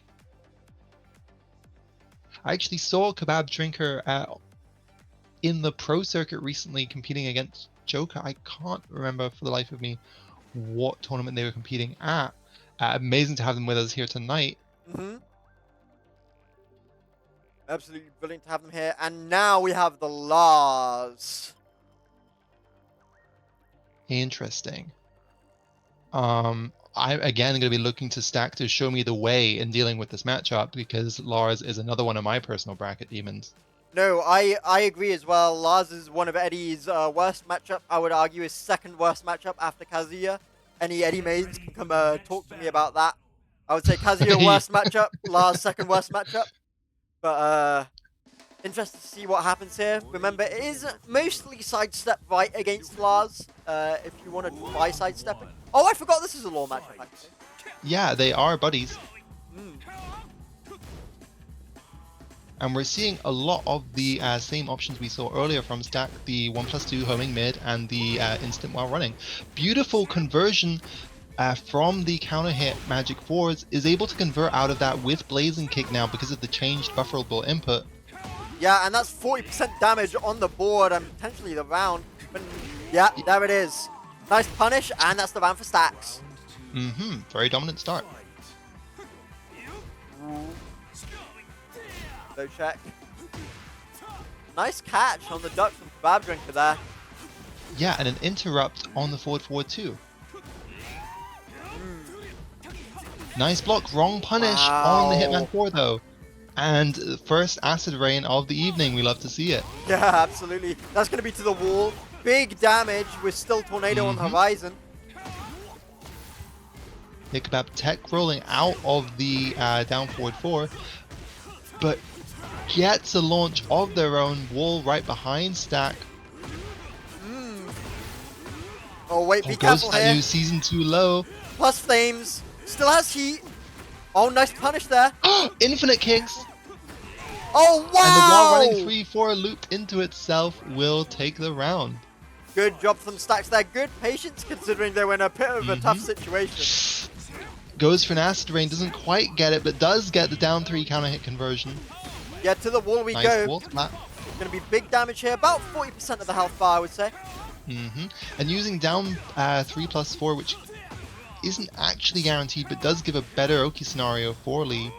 Yeah, oh my And god, doesn't again, fake it! checking, yeah, with the command grabs at the wall, Lee gets a full combo. Kebab Drinker gotta be ready with the throw breaks here. Wow, and that's a no-round round for Stack. What a swift game one. I asked and he delivered, showing the way in that matchup. Yeah, absolutely. What I really liked about Stack in that game number one is that they were changing the timing between rounds.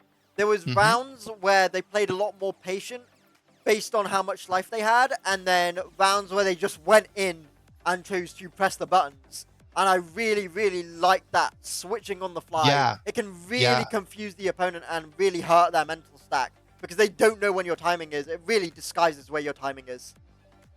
Yeah, absolutely. And Lee is such a timing demon, benefits so much from having the dominant control of neutral. Has so many strong counter hitting tools. Yep, into round number one of game number 2 here. And we're seeing dash instant while running. And again, 3 for 3 with these down 3 counter hit pickups. Okay, wow. Nice wall pressure. Yeah, Big block punishes with a just frame slide. Slidey. Good low block, no punish.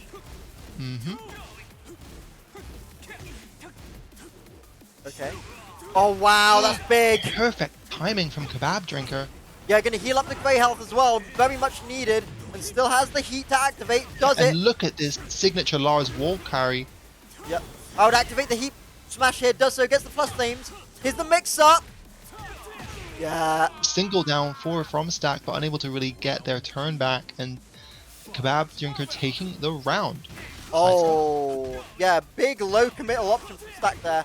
Kebab Drinker may have found the timing here. Yeah, looking much better in the second game. Yeah, one thing I would like to say was Kebab Drinker made a really nice comeback in round number 1 there. But Stack not letting that affect them. Making the comeback themselves here. In heat. Kebab Drinker spends on the smash. Stack spends on the forward 3 dash. That's not going to kill though, is it? No, one more interaction. Crouch jabs. Can't let Kebab Drinker push too Complete many the buttons here. string. There's a lot of grey health. Yeah. And gets the cardinal machine gun kicks for the round. Okay. I like that low check after the homing mid, not something we'd seen Stack representing yet. Sure. Oh, and another perfect G-Clap! Wow. Huge damage output from Lee Chaolan. Wow. And covers the side roll out as well. Good job from Stack. Potential game point. Nice, snuffing the pressure with while we're standing 3-3. Trade there, snuffing the combo potential of down 3. Oh, the launch! Wow! Anticipating the crouch jab to seal back the turn and snuffing it with the hop kick. Oh, nice sidewalk out. I can't believe Stack couldn't get the wall combo there, but it doesn't matter. Nice low check. No! Oh, needs to be But careful no. here. Yeah, things are getting scrappy. Yeah, at the wall as well. Needs to be careful. Oh, my days. Nice block. Oh, wow. Great And block. a counter hit on the while standing 3-3. Lee has one of the best while standing 10 frames in the game, and Stack placing it perfectly there to close out the match. Yeah, and Stack going through again. Good job from Stacks. You must be happy to have some representation there in I the top love side. to see it. This is amazing, man. Didn't get to see it at Evo, but we see it here in the Iron Fist League tonight. Yes, yes, yes. What a great warm-up to get you hyped for some Tekken for Evo top 8 later on tonight. But for now, we have our very own top 8. And we will have Kibo Mega versus Stack in that winner's side final as well, which will be best of 5, of course. But before that, I think we'll be maybe hopping over to losers. If I am correct. And how are things looking in the loser side bracket? Well, right. Let's have a look over there. In the losers side of bracket, we have Netrock in losers bracket round 8. Gayagaf,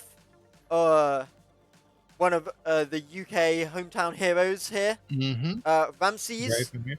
your boy Zulu, as we watched earlier, and Ghost, who is also there. Oh, Zaku, fantastic. as we've also seen, just knocked down into losers.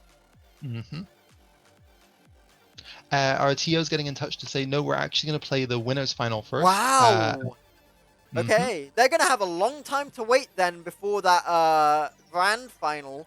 And I hope they don't, cool off between that. Because sometimes I find when you have a big gap between your winners sub-final and grand final, sometimes you get a little bit iced out, as it's called in real sports.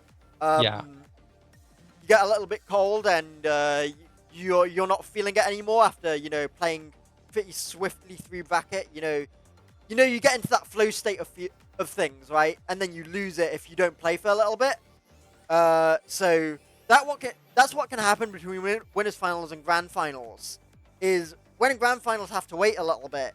It's just sometimes you feel a little bit. You were in the flow, and now because I've had to wait, now I'm not in the flow of it anymore. And sometimes that can go against you in bracket. Yeah, absolutely. That was a big part of why they made that tournament rule changing that we were talking about earlier with regards to coaching, to avoid players being iced by these long coaching sessions. Yes, exactly that, right?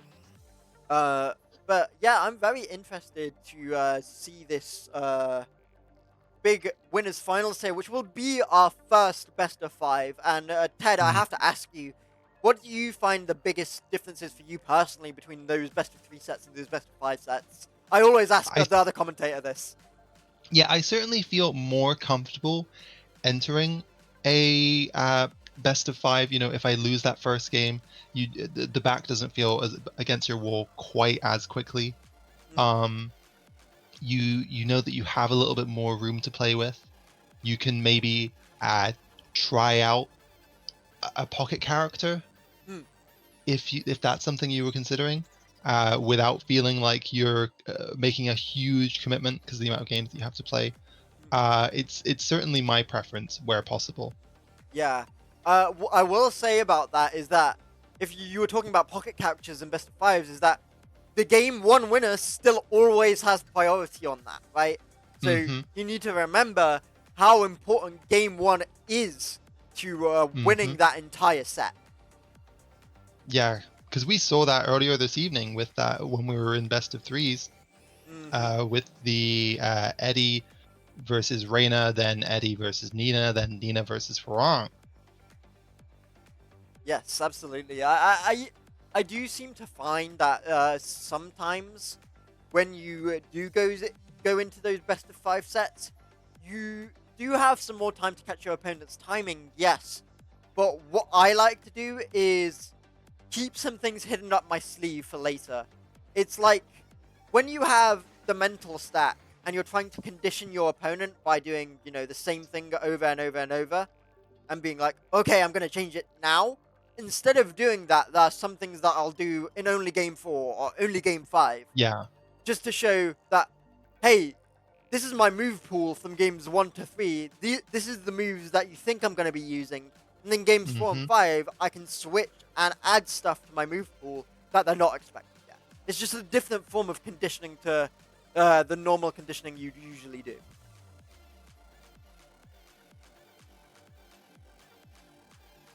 I think maybe a slight change of plan. We're going to actually go to a losers match first here.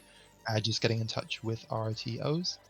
Just make sure that our bracket works out as anticipated. Yeah, just as you were saying about the best of 5s.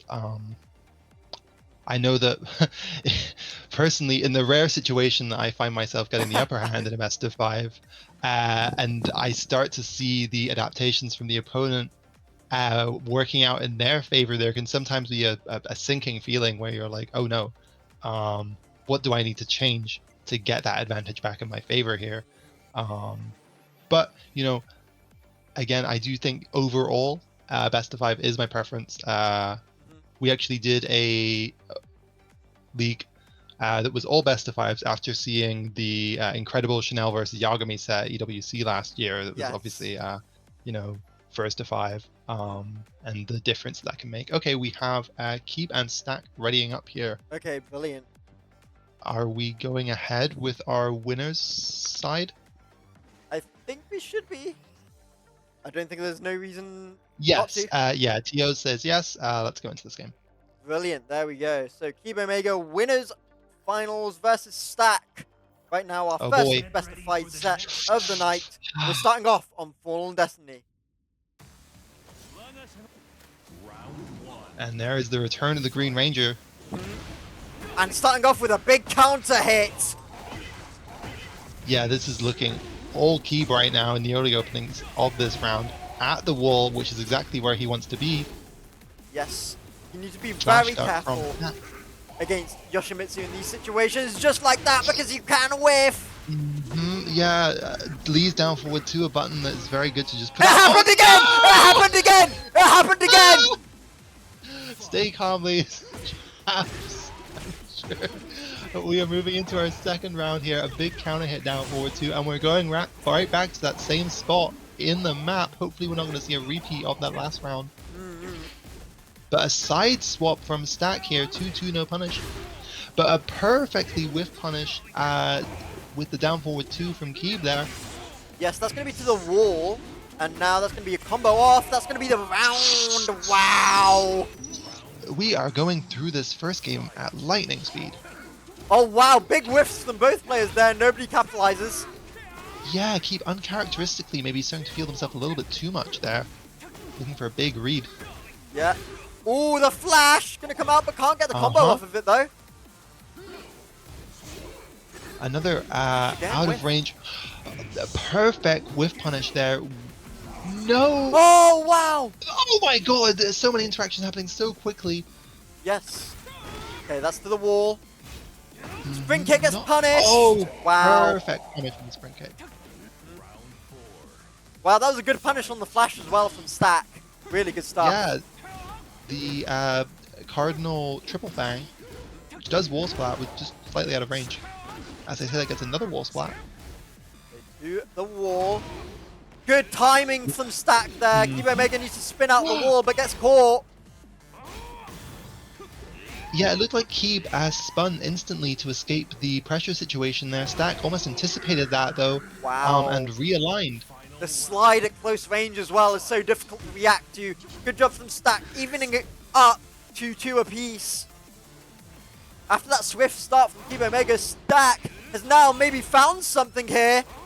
Ah! Keeb breaking those throws, not allowing him to get that combo. Yeah, good break there. Oh, and the heat dash combo, much needed. No. Nice spacing from Keeb there, made the back 4 whiff, punished perfectly. Yeah, absolutely going to get the Yoki too. And it's going to run out of heat as well. Kibo Mega kept Stack down to make the heat timer run down. Oh no! Perfect punish on the high extension from that string sequence Woo. there.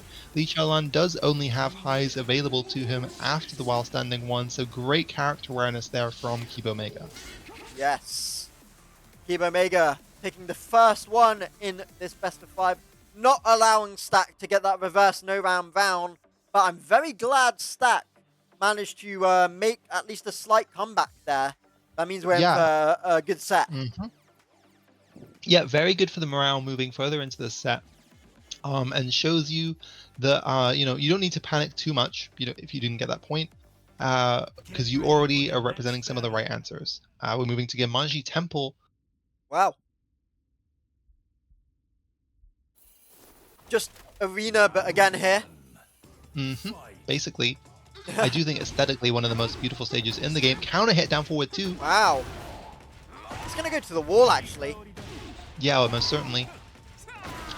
I like the use of back forward to place in the wall and get that long range wall combo. Yeah, and you get the guaranteed Oki for doing it that way too, right?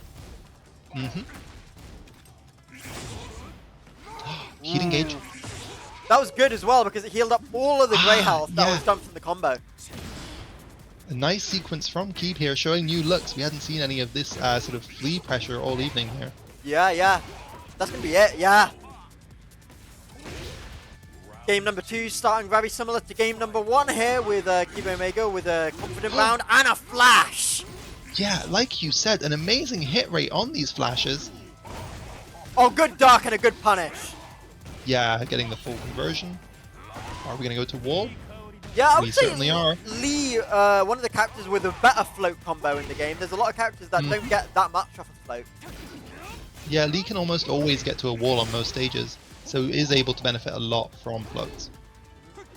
Now the low check coming through and the launcher with the hop knee. Could this be it? Yeah, with the right routing, if we go for the dash up back forward Yes! spike, this will be it, but doesn't even need it. Goes for max carry instead, finding the wall. Oh, heat engager off of round start, but a nice power crush from Kibo Mega and a good break from Stacks there. And you see Keeb crouching after Lee's down 4, showing great awareness of all of these options. Yeah, but there's unit bot. Good heat burst, try and get out the corner there. Nice punish on the single hit of Acid Storm. Yeah, great punish. Gets the grab off it as well. Great sidewalk away off of the whiff heat smash. Can't get too much off of it though. Slidey coming through. And another G-Clef. Fish for and found by Stack, and that's going to take the round. Amazing change of momentum. Yeah, Stack with the lead in rounds for the first time in this set so far. Both whiffing. Oh my days. Okay. And a lot getting crazy here. Beautiful conversion. To the wall we go. Oh, nice block. Oh, wow. And a counter hit forward too. Slight combo drop there. Good Goes break. for generic grab, test him. And a nice get off of me there as well. Perhaps trying to catch any sort of spins that Keeb might be thinking about using to escape these plus frames. Yeah, likely. Ooh, that's a nice heat burst after seeing the animation with the flash! And again, the flash hits for the big combo drop, but gets the combo reset. Okay, 8 seconds left. Oh, amazing wow. awareness on the string there! Wow! The character knowledge is insane from Kibo Mega. And the counter hits! That's going to go to the wall right there. To the wall, most certainly. Clean high wall splat 2. Can get the setup. Yep. Oh my goodness. This is slipping through Stack's fingers. Oh, wait a second. They're at the wall Not side, though. dissuaded. Oh, nice spin away. That's going to be it. Clean wall hit. Most certainly is. That is devastating. Keep taking quite a dominant lead in our winners finals here. Yeah, needs to be a reverse sweep for Stack. But the thing is, I'm actually not too worried for Stack. Stack got 2 rounds both times we went to round 5. Very true. So actually not too worried about Stack trying to force a comeback here.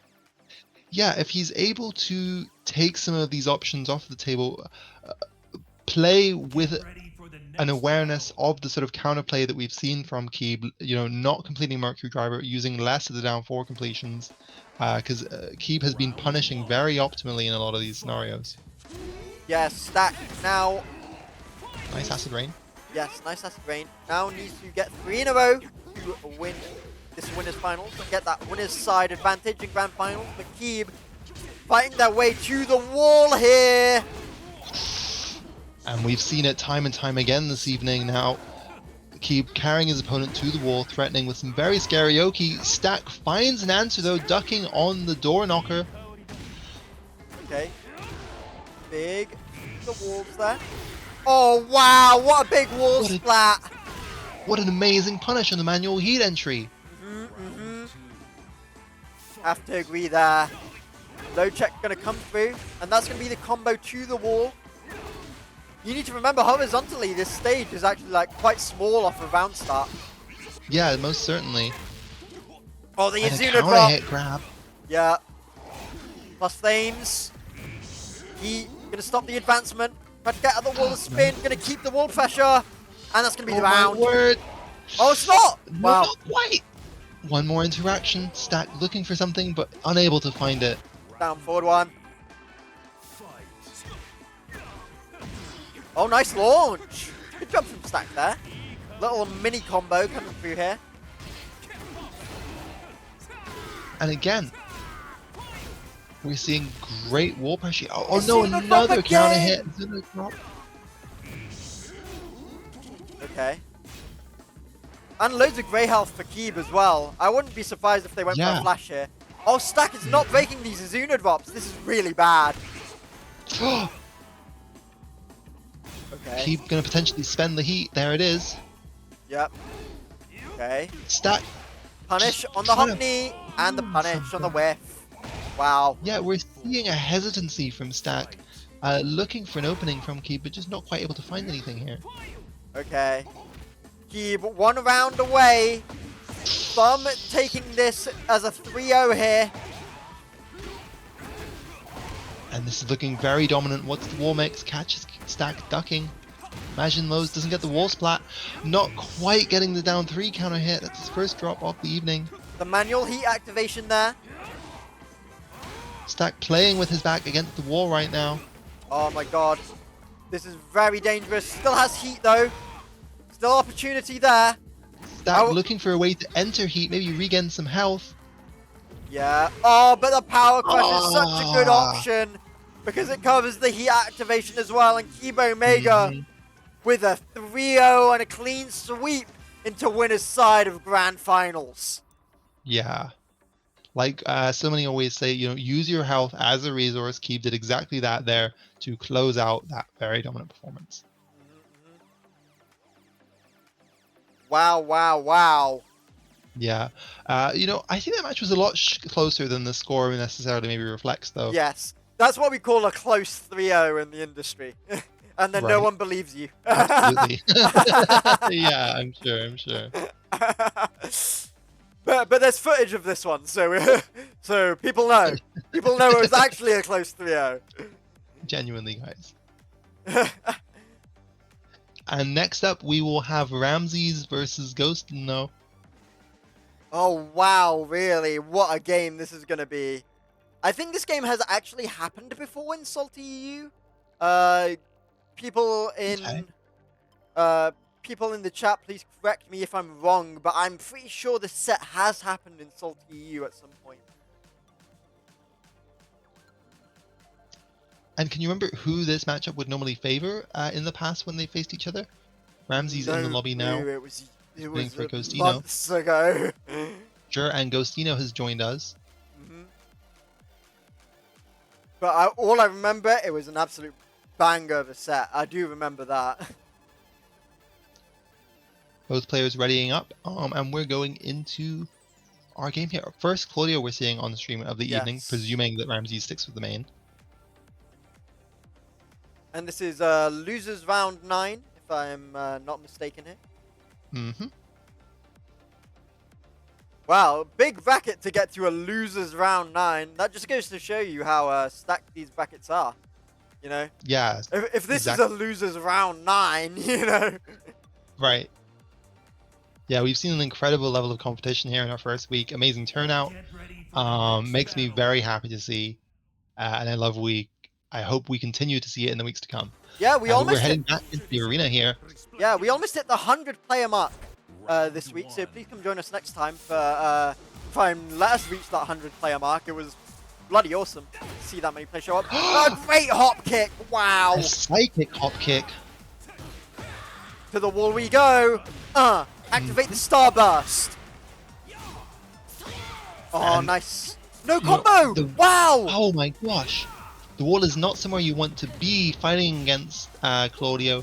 Ghostino almost found their way out, but Yep. Ramsey's positioning them back there. Has found their way out here now, though, with the heat dash. Yeah, that was a nice 1-1-2, and then into the Zen headbutt as well. A great fight out of the wall from Ghostino, utilizing moves that push back a lot. Love it. Right. Using the power crush there. Okay. Baiting the wavus. I like that. Forward, 2, nothing. Oh, that's it, yeah. Round 2. Really nicely done. First round going to Ghostino. War God kick. Oh, a whiff on the another- second War God kick and an amazing punish. Yeah, another great whiff punish to the Ramses. To the wall we go again with Starburst. What's the wall pressure looking like this time? Let's see if we see a La Pistoleta. Here we go.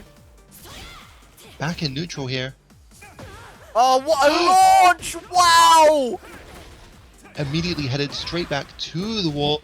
Huge damage output here from Ramses. And the And low is that heat going to smash. take it? Not quite. No! Wow. Doesn't get any Oki. Okay. Dash. Ghostino looking to recover a lot of health here. Look at that gray. Yeah.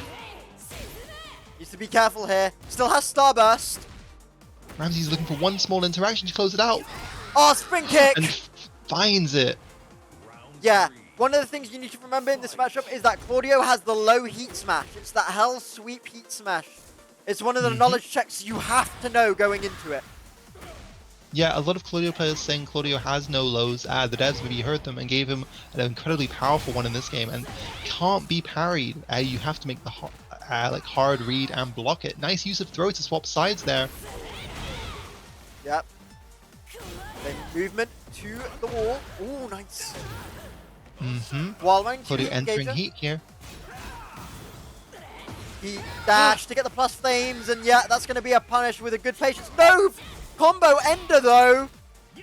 Good break, get off of me. Not Good duck! letting that affect him. Remaining composed. Oh, wait, needs to be careful A here. counter hit. Both on similar life. 10 seconds left. Oh my gosh! Again, these rounds could not be any closer. Wow! Committed to the low. Was not scared. Good job from Ghostino. A big counter hit from What an Ramses. amazing reaction. Oh, no combo though. Drops it. Wow. Ghostino can thank his lucky stars as he sidewalks and is able to escape the wall. Yeah, into Starburst now though. Needs to be careful. Into the wall. He spends the Ramsey's heat. threading the needle. Counter hit electrics. Oh, nice grab there from Ghostino. And the guaranteed low. He's going to pick Wow. up game number 1. Amazing work. Yeah, really nicely done there.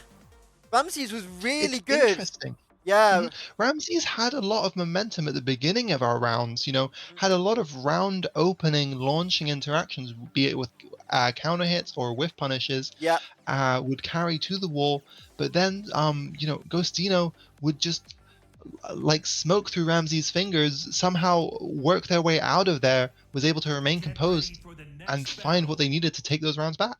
yeah, that's completely correct. You know, Ramses loads of great round start launches, taking Ghostino to the wall, and then Ghostino somehow finds a way out of that. Yeah, it'll be interesting to see if that continues in our second game here.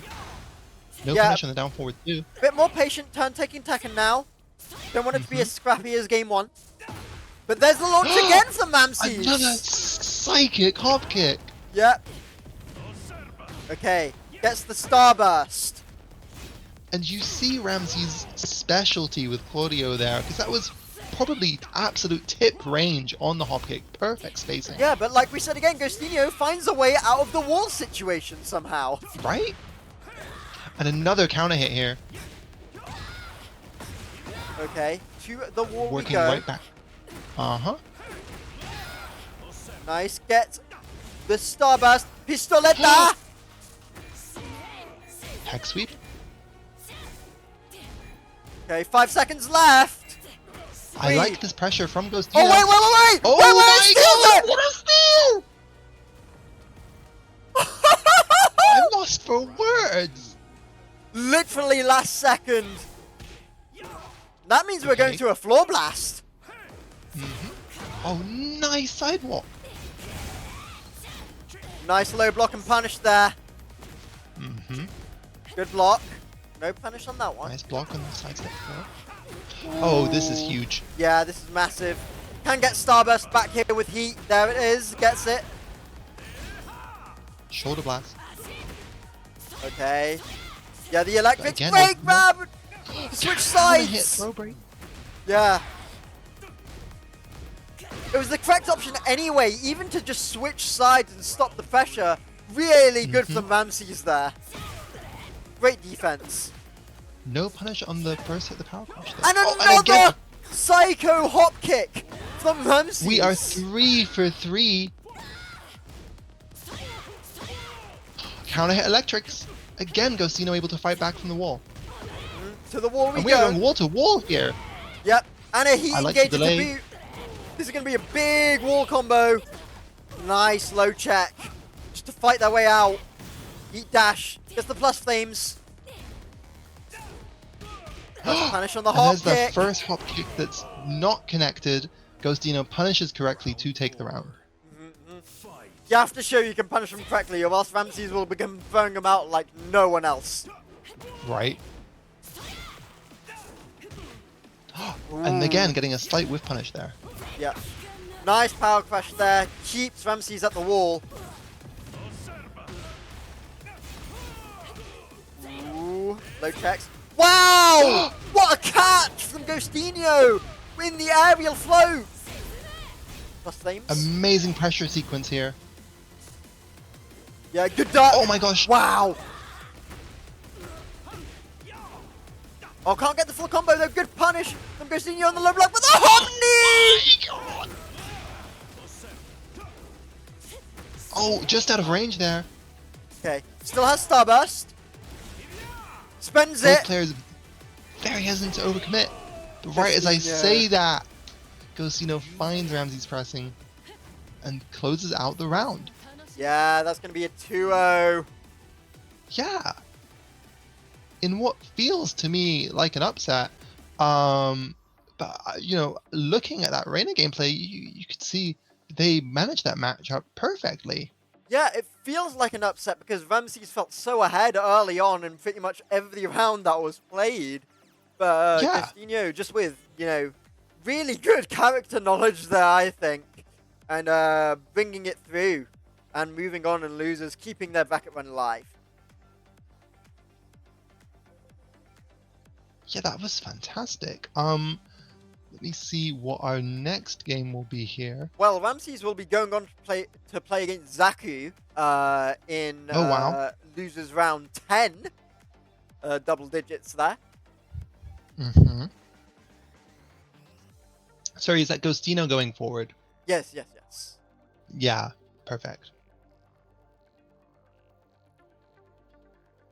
Let me just update the bracket on my end as well, because I need to see what's occurring there. Mm-hmm.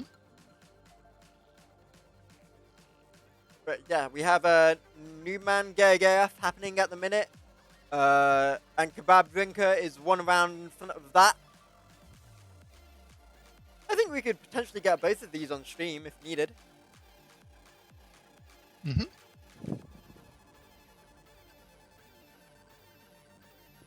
can absolutely take a look. See, let's have a look what our admins are saying about this one.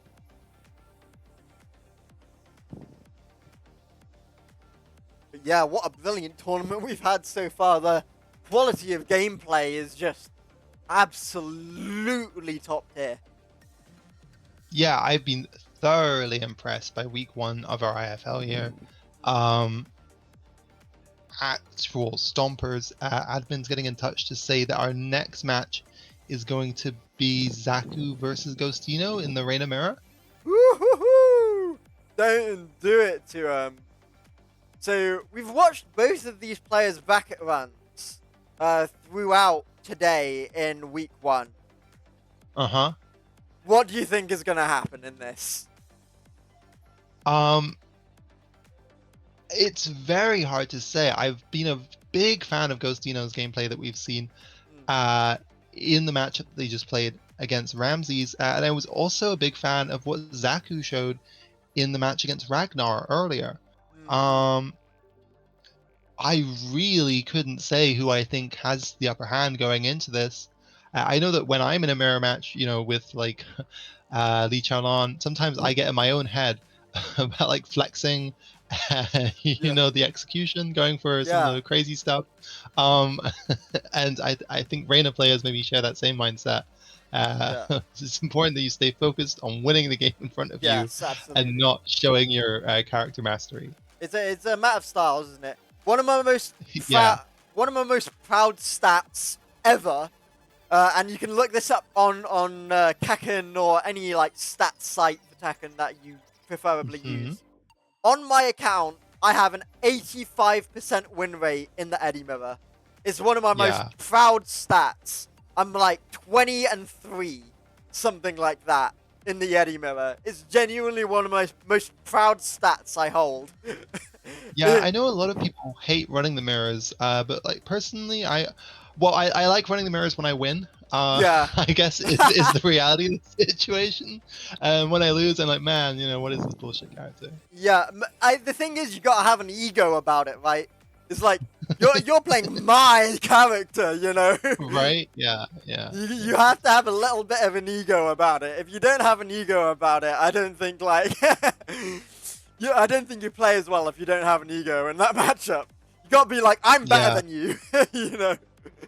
I'd be fascinated to see how this Reina Mirror turns out. We have Ghostino sitting in the lobby already. Just need to get Zaku in here, and we will be ready to go. As I say that, they are joining. Our players are readying up, and we are settling in for what is gonna be a barn burner. I am sure.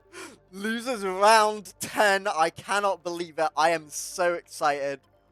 Yeah. Do you know what? You were saying you preferred Ghostino's playstyle earlier. I'm going to give slight advantage to Ghostino in this one, I think. That is my prediction.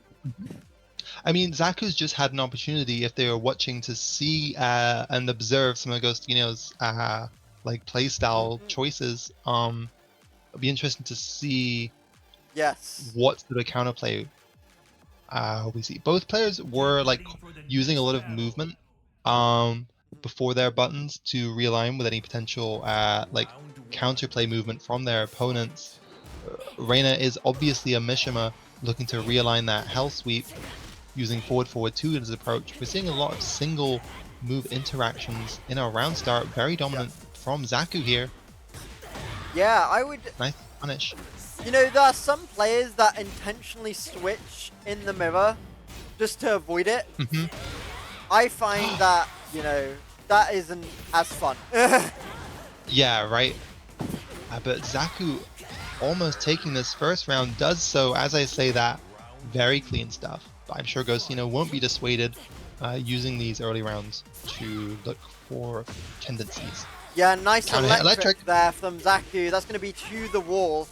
And this is the thing, in mirrors you automatically start on layer 2, I think. Just because you know each other's movesets. Oh yeah, lovely. I think one of the things is both of these players are intentionally changing their timings as well. Just because of it being that character knowledge there, you know? Yeah, and we saw both of these players using timing up mix-ups a lot in their games, and we're continuing to see that now in this set. Counter hit jabs. Oh, nice power crush A there. lot of small Tekken being played by Reina here. Yeah, not So normally a what big you'd see. pressure sequence. And Ghostino taking the advantage. Moving into round number 4 now. It's a great launch from Ghostino. Yep. At the wall immediately. And the grab, no break.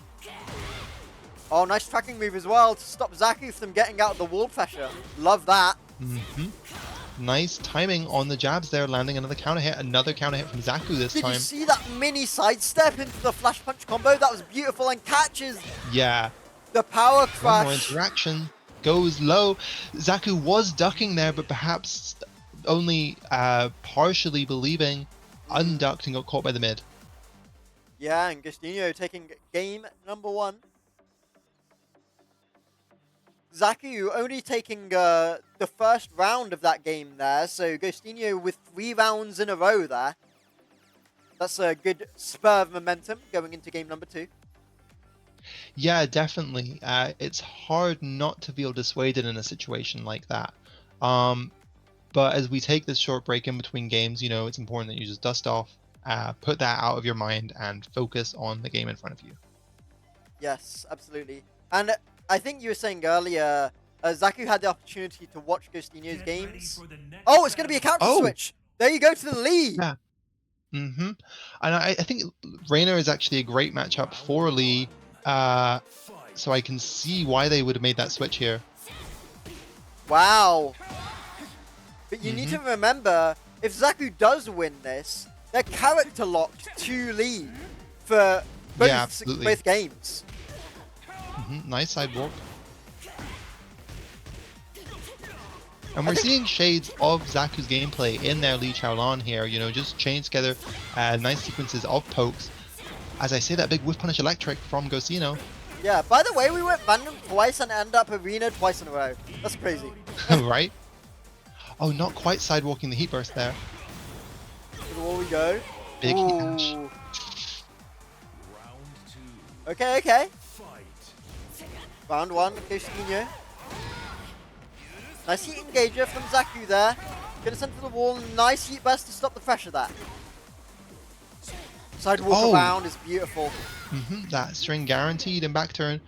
Did Zaku overextend their frames? They did not. This is going to be huge damage here. Doesn't even need all of that. Yeah. Wow, that's a very deep read from Ghostino there on the Rager, I think. Was not needed in that situation. Oh my gosh, how did that slide connect? I know, right? And these extended sidewalks here from Zaku, as I say that, another one into block to make sure they weren't caught by the mid. Okay, nice punish there. Oh, that's a nice grab there. Zaku hasn't been breaking them so far. And another one. Yeah, like I said, Zaku hasn't been breaking them, so why not go again? Do it until they break him. Run it. If it ain't brick, don't fix it, you know? Nice sidewalk. And the launch. Yeah, taking the forward 2 off axis and an electric whiff punish. Wow, this is looking dangerous for Zaku. Nice really is. crush. Oh my god! Like a heat-seeking missile. Yeah, I just knew Zaku would continue the string there and output the power crush. Great option. Plus flames off of the heat burst. Plus flames back with the heat burst trade. Oh, this could be it. Oh no, drops it! Drops it! Oh, it doesn't matter. Go for the guaranteed follow-up, but yeah, is able to close it out anyway. Maybe if Zaku had started on the Lee Chaolan, this matchup might have gone quickly, but they weren't able to get quite warmed up enough in time. And that's the thing about switching, right? If you don't, you know, you're not warm on a character, right? And if you're not warm on a character, you can drop combos, you cannot feel right, you have to change your playstyle as well, and it becomes very difficult. So that could be a factor in this one. Yeah, and I see our players for our next match entering the lobby. We have Noobman and Gergiev, also losers round 9 match. Yes, yes.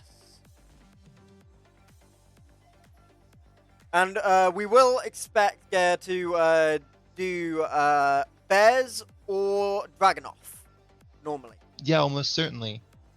I also used to see them representing a lot of Leroy, Mm. but I'm not sure if that's a character that they're still representing. I wouldn't be able to tell you. I haven't played them in a long time. Newman plays Yoshi. Yep, Yes. most certainly. And we are entering the matchup here. I wonder if we will see Panda or Kuma. Panda obviously got some It'll small be changes in Panda. season 2. It'll be Panda if they do go for Bear. As far as I know. Yeah, a lot of people seem to be preferring Panda in Season 2. I think her tracking on her Heat Smash is slightly better than the Fish Slap from Kuma.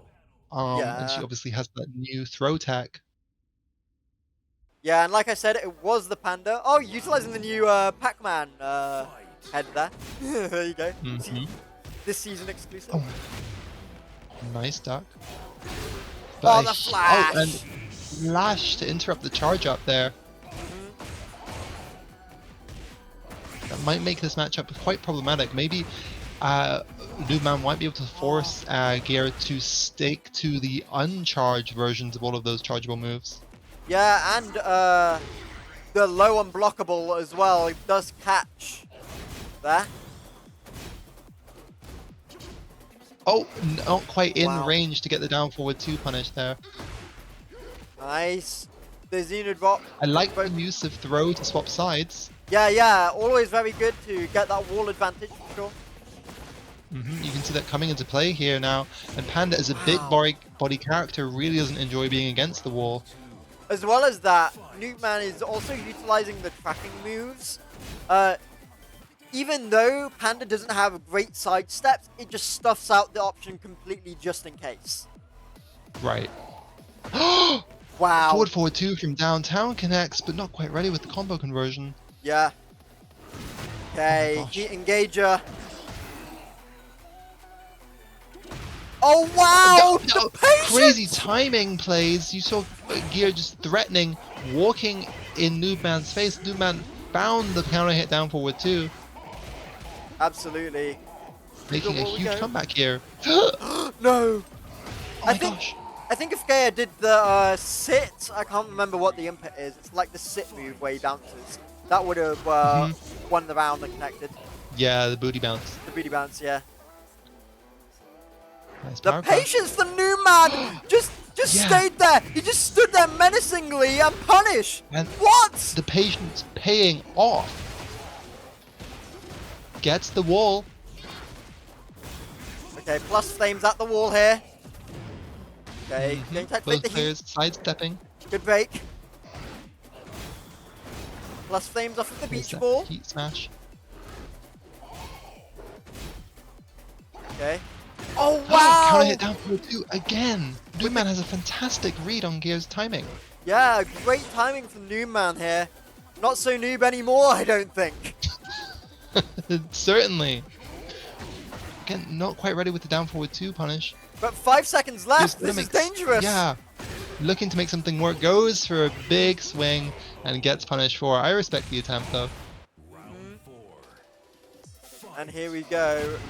Oh, and the heat engager off of bounce start. The flash! Flash to disrespect the frames again. Oh, wow. My gosh. Okay, heat dash. And again, more interruptions.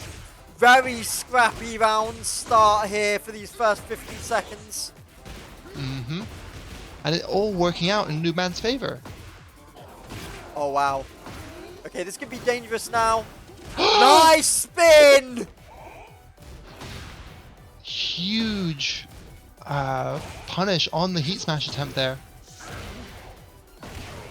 Wow. Amazing gameplay here from Noobman, who I have to say is a player I haven't actually seen before, but will be paying very close attention to after this set.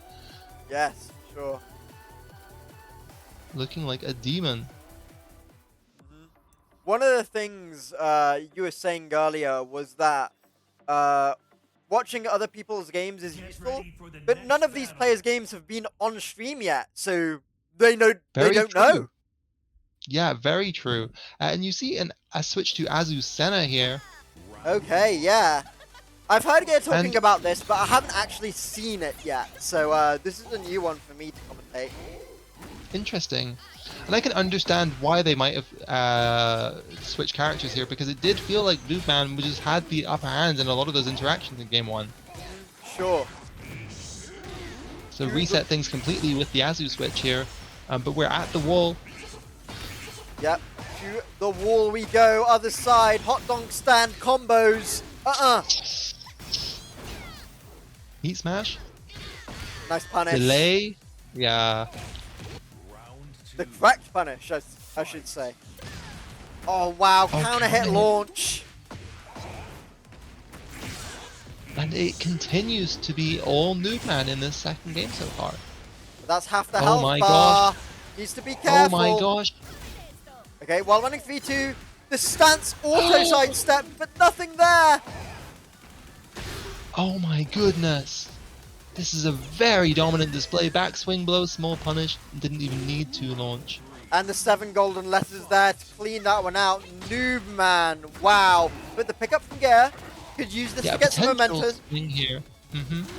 But drops the combo as well, man. We were talking about being cold on a new character earlier. Happened just then. Exactly. And Noobman is ready to maximize any opportunity given to him. We're at the wall right now. He dash for the plus flames. I would spin out. Yeah, there you go. But has ended up back in there. Oh, using Side the switch. grab to swap sides. Good punish. Waits for the commitment. Punishes. Okay, plus flames. Heat dash combo. And Gear might be getting on the board here. Yeah, not dropping it this time. I would rage art. Oh, okay. Doesn't because of minimum Run up amount. low. Yeah, Round 4. nice low. Fight. Finally on the board. Oh, Sidestep. 2. to the wall we go. The unblockable low. Noob man has actually been doing that quite a bit. Does it again there, for example. And he conditioned Gear to get up instantly after representing that pancaking option so much in a previous round, and knew exactly when to switch the unbreakable low. And here we are again. Oh my Yeah, gosh. that's it.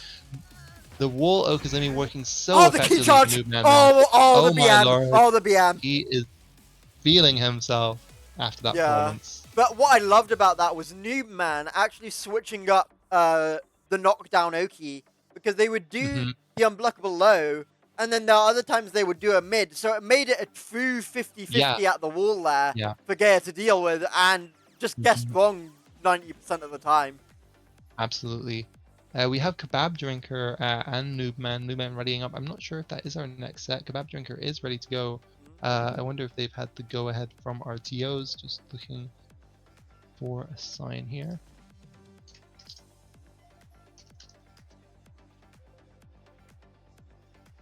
Hopefully it is correct, and they are heading into game, because we are watching it.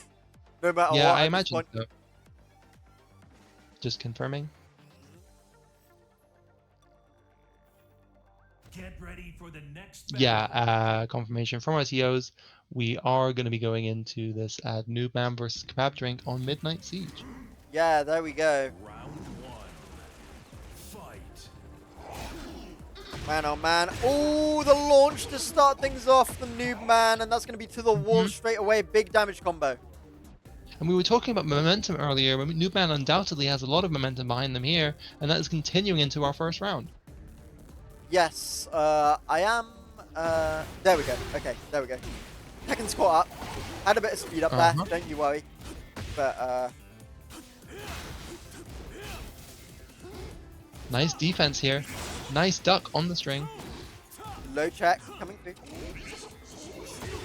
Oh, Nice wow, sidestep nice with punish. Kebab Yeah. Drinker. To the wall we go. That's going to be the wall blast. That's going to be the round, I think. They still Yeah, have most tornado. certainly. Yeah. Nicely done from Kebab Drinker. Sidestep down forward 2 again. Ooh, can't get the combo off No this time sidestep. though. Yeah. Nice small whip punish. Ooh, spins out.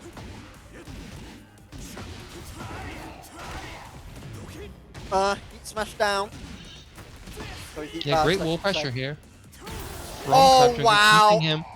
Uses the heat smash to close out the round. Yeah, and even if it didn't connect, it was plus flame pressure, right? Mm-hmm. But another down 4-2 to start things off from Newman. That's 3 in a row there. And we're seeing the wall of Kazemi starting to play a big factor again. Yeah, to the wall we go. Oh, wow, the crave. Tech roll. Clean wall splat. Big wall splat. Kebab Drinker going to recover a lot of health here. Yep. Heat dash. Get some back. Both players about equal here. Noobman still has heat. Spins to enter range manually. I like that. Okay. Oh, wow! Oh, no! What a steal. Yeah, nicely done from Noobman. Big trade. Noobman running up, checking low. Nice launch Sidestep again! down forward two again, yeah. It's been We've the seen a lot of that. consistent from Noobman here. But the heat engager, 1-1-1 from Kebab Drinker. Okay, good block on that, and the counter hit. Yeah, that's it. Kebab Drinker taking game number 1 in swift fashion there. Yeah, interesting stuff. Was able to find the answer to Newman's pressure, who got Yeah. off to a very strong start in that stat, but then Kebab Drinker was not getting caught by as many of these like wall Okazemi situations that spelled Gear's downfall in our previous game. Yeah, considering everything, like, Newman got a sidestep down 4-2 round start every single round like that just there, and Kebab Drinker managed to come back every round somehow. Yeah, we're gonna see it again here. Commentator's curse? Look at all that. Look at all that chip on Kebab Drinker's life bar right now. Entering heat will be able to recover some of this life, but a nice punish from Noobman there. Yeah, nice low block and punish there. He's delaying a lot of these stance options, perhaps scared by the presence of the flash. But great float right there from Kebab Drinker. That's actually going to send to the wall. We know about the Lars wall carry. Oh, certainly. On this map, I'm sure you can get to the wall from practically anywhere. Oh, the down 4-2 again! Wow! These down forward 2 placements are really doing so much of the work from Noobman. And another! And right as I say that, we have another. Oh my days, to the wall we go. But we've seen Kebab Drinker come back from this many a time. Nice use of spin there, not overextending. Oh, but gets caught by the heat burst. Oh wow! Oh my Careful! God. No way! That was- using heat. Wow, what a scramble that was. The low check gonna end up the round. 1-1. Wow. I didn't even know how to commentate that. There was too many things happening. Yeah, it was interaction after interaction. Oh my god, there's a flash. We haven't seen that in a while. To the wall we go. Are we It going to is spend the actu- wall? No, it's actually not the wall blast side here. Now it is. There you go. And there it is. Back turn. Okay, heat. And again, look at all that recoverable health for Kebab Drinker. Yeah, it's almost the full Doesn't health bar, isn't it? Doesn't have heat to increase speed of recovery. Yeah, Newman needs to get on these whiff punishes actually, because Kebab Drinker has been whiffing quite a few. Oh, the glass bake Guard no break. punish. Yeah. Jab float. No check. Oh! There it Beautiful. is. Oh wait, we won't. There we go. Round 4. Fight. Here we go into the next round, potentially the final round. Kebab Drinker with a huge punish on the whiff.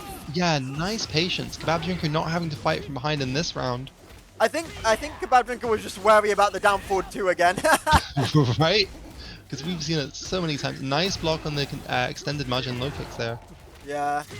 To the wall we go. Oh my Plus gosh. flames. Low check. Low check again. That's it. Amazing work. And I do like the classic Lars skin there. Yeah, absolutely. Well, Kebab Drinker will be moving on.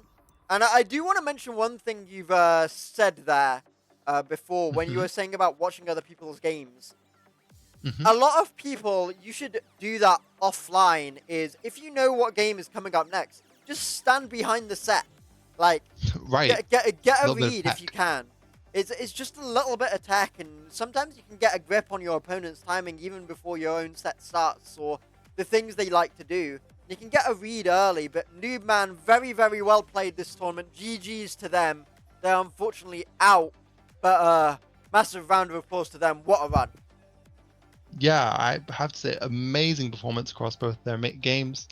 Showed fantastic control of neutral, great use of conditioning at the wall, and great character awareness. Yeah, getting so much mileage from Yoshi's down forward 2, which I do think has the longest range of all of the safe down forward 2s in the game. And you can see that they were very aware of that range, very rarely whiffing it and using it to catch so many of their opponents. Yeah, next up. Noobman, sorry, Kebab Drinker versus Ghostino. Yeah, will be our next game as Yeah. they are readying up here. I think that's losers semis, actually. Let me double check that. No, it's losers quarters. My bad. That is. Oh no, it is losers semis. I'm being very silly right now. There we go. It is losers semis. With so many amazing matches, I Yes. can totally understand why you might be slightly scrambled. But we're Yeah. heading to the beach here. Fight. Yes, we're moving into this loser semi. Oh, and a dominant start from Ghostino, who initially was playing very patiently, looking to observe what Kebab Drinker was putting out there, but Wow. very quickly took a perfect round. Yeah, 7 golden letters on the board there from Ghostino. These are both two very heavy engaged characters. We might see Right. a lot of buttons being pressed in this matchup right here. Yeah, very momentum-based characters, generally speaking. To the wall we Let's go. use the war. Wow. No and way. Here is that momentum, pressure-heavy offense we were just talking about. Yeah, We're and already in potentially the last round of this match. yeah, and this game, Ghostino sorry. still had the tornado to spend as well. Crazy damage there. Nice punish. Ooh, he engaged again. Could be another swift round for Ghostino. But yeah, Yeah, there we it go. is all Ghostino right now. Dash combo. Punish, Nice great block. punish. Delayed the Heaven's Wrath option and pays for it dearly. Kebab Drinker, no recoverable life, but is carrying Ghostino all the way across the stage to the wall. Oh, it's not enrage either. Okay, now enrage. Wait, low check. Cancel the string early, and that's a no round round for Holy Ghostino. smoke. Not a good omen Yeah. in such a momentum-based matchup. Yeah, that was as the first two rounds particularly happened so quickly that I'm not even sure how much information Kebab Drinker would have been able to download from this game. But at this level of play, players are very observant, able to glean information from every small interaction. So I'm sure as we go into the second round, we'll maybe see some counterplay to adapt to what we just saw in our first game. Yes, that's completely Get correct. ready for the next Moving battle. into it. Same stage Oh my again God. on random. Oh my Keep god. happening tonight. Yeah, it likes doubling up tonight. Okay, Bandai Uh-huh. Namco. Don't you worry. Yeah, air quotes on that random. And we are seeing some amazing approach, sort of cancelled wavy pressure from Ghostino. Kebab Drinker respecting it.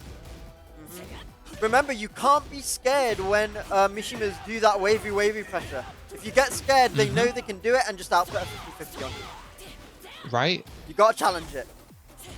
Yeah, and like you were saying, Lars, oh my gosh. Oh, wow. Sidestep electric.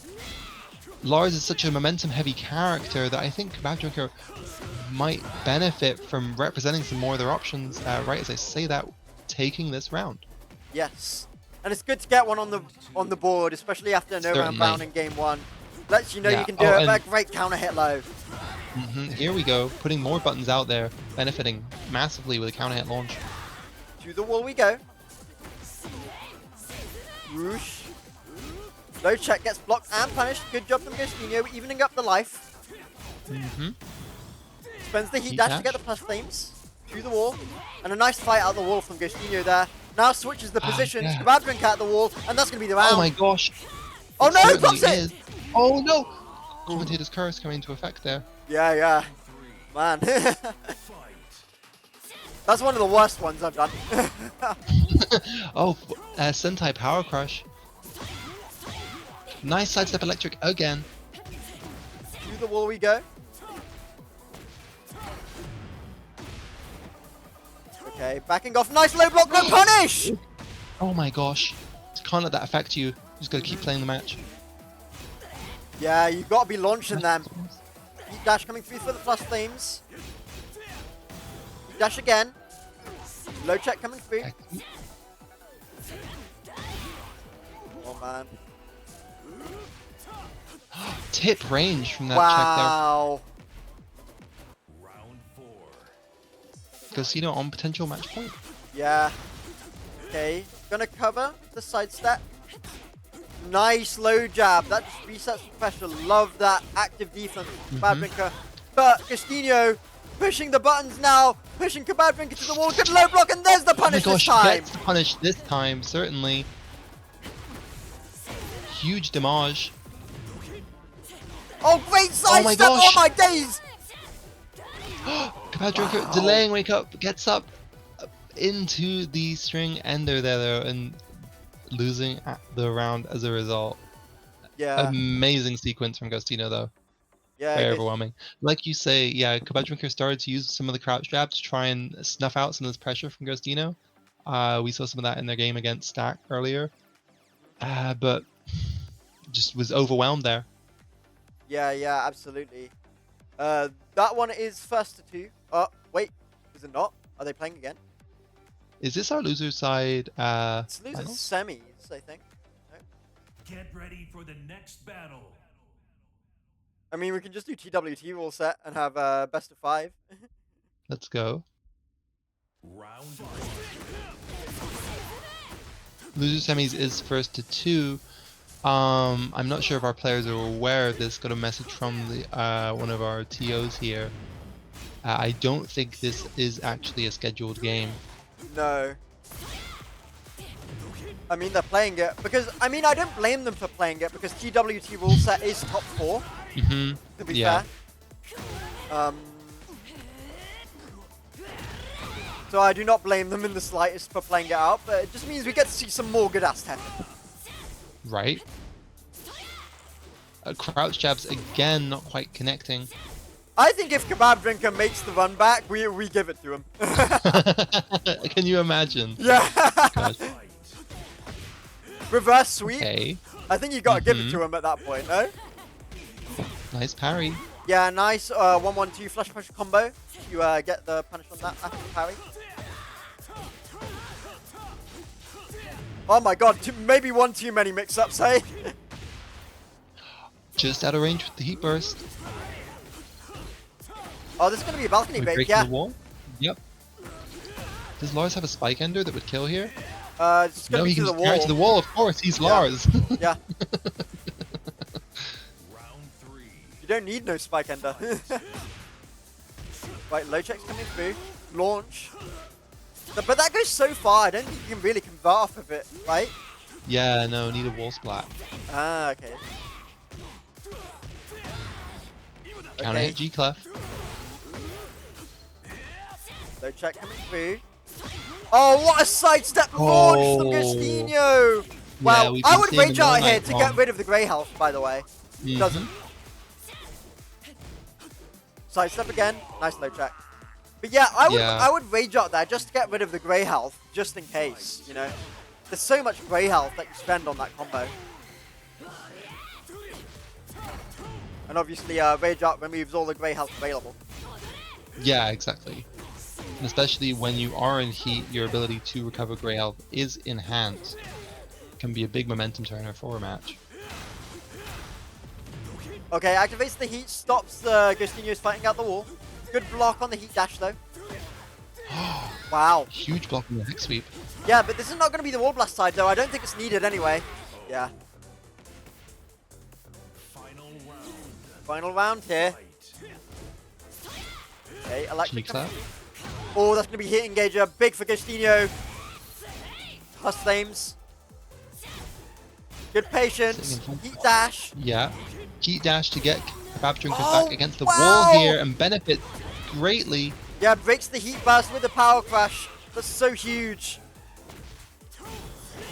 Remember, wall blast on this side as well. Nice slow check though. X sweep. To the wall we go. And again, Ghostino ready for all of these crouch jabs. Yes. Nice side step away. Low check. That's going to be a 3-0. Again, side stepping crouch jab. You win. Yeah, Kebab Drinker with a better round count there, but Ghostinho going to make it a clean sweep anyway. It's going to be a 3-0.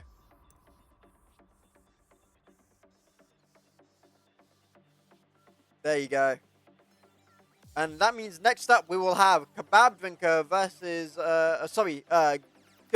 Ghostinho versus Stack. That is. Oh, okay. And we saw Ghostino playing against Lee in the Reina Mirror earlier. Yes. We'll see how they handle a fully fledged Lee main in this match, because like I said earlier, I do think Lee Chaolan is quite a strong counter to Reina. He does perform quite well in the Mishima matchup traditionally, you know, with forward, forward, forward, snapping electrics, with Acid Rain being a true punish for Windy. I feel like it can be very frustrating for Mishimas. Also, like a lot of the like overheads Mishimas have that force crouch, Lee Chaolan has one of the best while standing 10 frames in the game, can use that to disrupt their pressure. And can just be generally quite annoying for them to deal with, right? Because he has so many amazing poking tools that Mishimas kind of tend to lack. Yes, I would completely agree with that. And this one actually is a best of 5. There you go. We're Amazing. in our official losers finals now. So Let's go. let's see who plays against Keeb Omega in that grand finals. Of course, we'll have to win 2 sets coming from the losers side. But right now, that does not matter, as we're heading into our losers finals here over a Stack versus Ghostinho. Just waiting for them Just waiting to get in the lobby. Stack back into the lobby. And you know what? While we're waiting for it, why don't you join the Tekken Dojo EU Discord?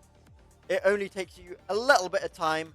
Hello, YouTube comments or wherever this is getting uploaded, I'm not sure. But if you are watching this and you're not a part of Tekken Dojo EU, like we said, please go and join the Discord. It's completely free for you to do. And there's over 2,000 players. One of the biggest Tekken EU Discords ever. One of the biggest matchmaking servers I've ever been a part of. Like I said, I get about 50 pings every day from it. So please go ahead and join the Discord. It is absolutely brilliant. And you can play in events like this, the Iron Fist League, the King of the Hell tournaments, or the Iron Fist Dojos as well. Please go ahead and join Tekken Dojo EU and join us here for some amazing Tekken action. Which we're about to see now in our losers finals. Yes. Gosh, I will try and not let my bias affect the commentary here. We shall see. Yes, absolutely. We shall see. We are heading into it very swiftly now. Do you remember that this is a best Get of ready for the 5, next battle. and it will be Stack versus Ghostinho onto the secluded training ground, where both players can benefit from these wall splats. Round 1. Yeah, certainly. I think Lee can get from wall pretty much anywhere here on the map. And there we see forward, forward, forward for the first time in any of our Lee games here. Nice conversion. And forward, forward, forward, a move that works so effectively against Mishimas. Oh wow, that Nice last one use went underneath. Yeah. Of G-Clef, but yeah, because Ghostinho was floated there, actually not getting the full combo. Heat engager coming through. Oh wow, this is a heat dash combo. We can't get too much off of it. Still has heat to stack and utilizes it there effectively. And delay forward, forward 3 is something we've been seeing all night long from Stack. Yeah, a great challenge from Ghostinho though, and gonna pick up round number 1. Fight. And again, that forward, forward 4. Side step to realign. Okay. Gonna sidestep out of the wall, out of the big wall at least. Nice parry. 1-1-2 flash punch combo. Gets the pressure and the grab at the wall there. What's the Oki? Yeah, off of knockdown pressure. What a launch! Oh my goodness, it's all Ghostino right now as we head towards another breakable wall. Oh yeah, that's I over. like the Oki. Oh, nice low parry! Oh Wow. no, have you Magic cursed it? pistol. Yeah, magic pixel. I thought that was over. My days. Oh no, that's a big launch What a punish off of the perfect spin punish! kick. Sidewall potentially going to save Ghostino, that no, but Stack shows great awareness of the sidewall, optimizing amazingly. Plus Flames, good break, still has heat, by the way. Low check. Oh, no my way. god, no! Patience. Nice from Stack. I did And curse it. Infinite kicks to close it out. Man, I'm sorry, Jeez. Ghostino. That one's on me. What a turnaround. I'll PayPal 1-1. you the 5 later. That's, wow. That one's on me. Ghostino not letting that affect them though as they steal all the momentum in this third round here. Jab check to take the turn back after down forward 2. Oh, nice sidestep away from Stacks. Crazy interaction with running there. Great I like this pickup. conversion. That's going to go to the wall. It is certainly, Hey, this is hey. the end of the round. Yeah, and I like how Stacks saved the wall there as well. Because they are on P1, on that side, right? Yes. Thinking ahead for the rest of this match. Marvelous! Yeah, we see Stack using forward 2 to take their turn back with plus frames in a lot of these sort of interactions. Yeah. They were just standing in each other's face there, man. The And stare. then, yeah, and Stack went for down 3, another one of these high crushing counter hit tools. Nice low block and punish there, though, from Stack. And another nice punish from Stack to pick up game number 1 in this best of 5. Yeah, amazing work from Stack there, particularly taking back that round from just a pixel away. Yeah.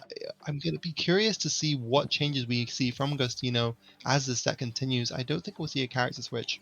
I think they're just going to try and change their approach to the match. I would say just changing the timing a little bit would help. Because Ghostino was, like, I would say quite committal to a lot of their options on knockdown there, and it allowed Stack to execute block and punish quite effectively during game number 1. We were seeing a lot of round start forward 4s, Stack going for a slightly delayed version of the same option there. Just changing up the timing. Nice duck on the electric, but can't get anything off of it there, and Ghostino getting the heat engager. Okay. Heat dash. Oh, waits for the parry. And, yeah, good change of pace for Ghostino here.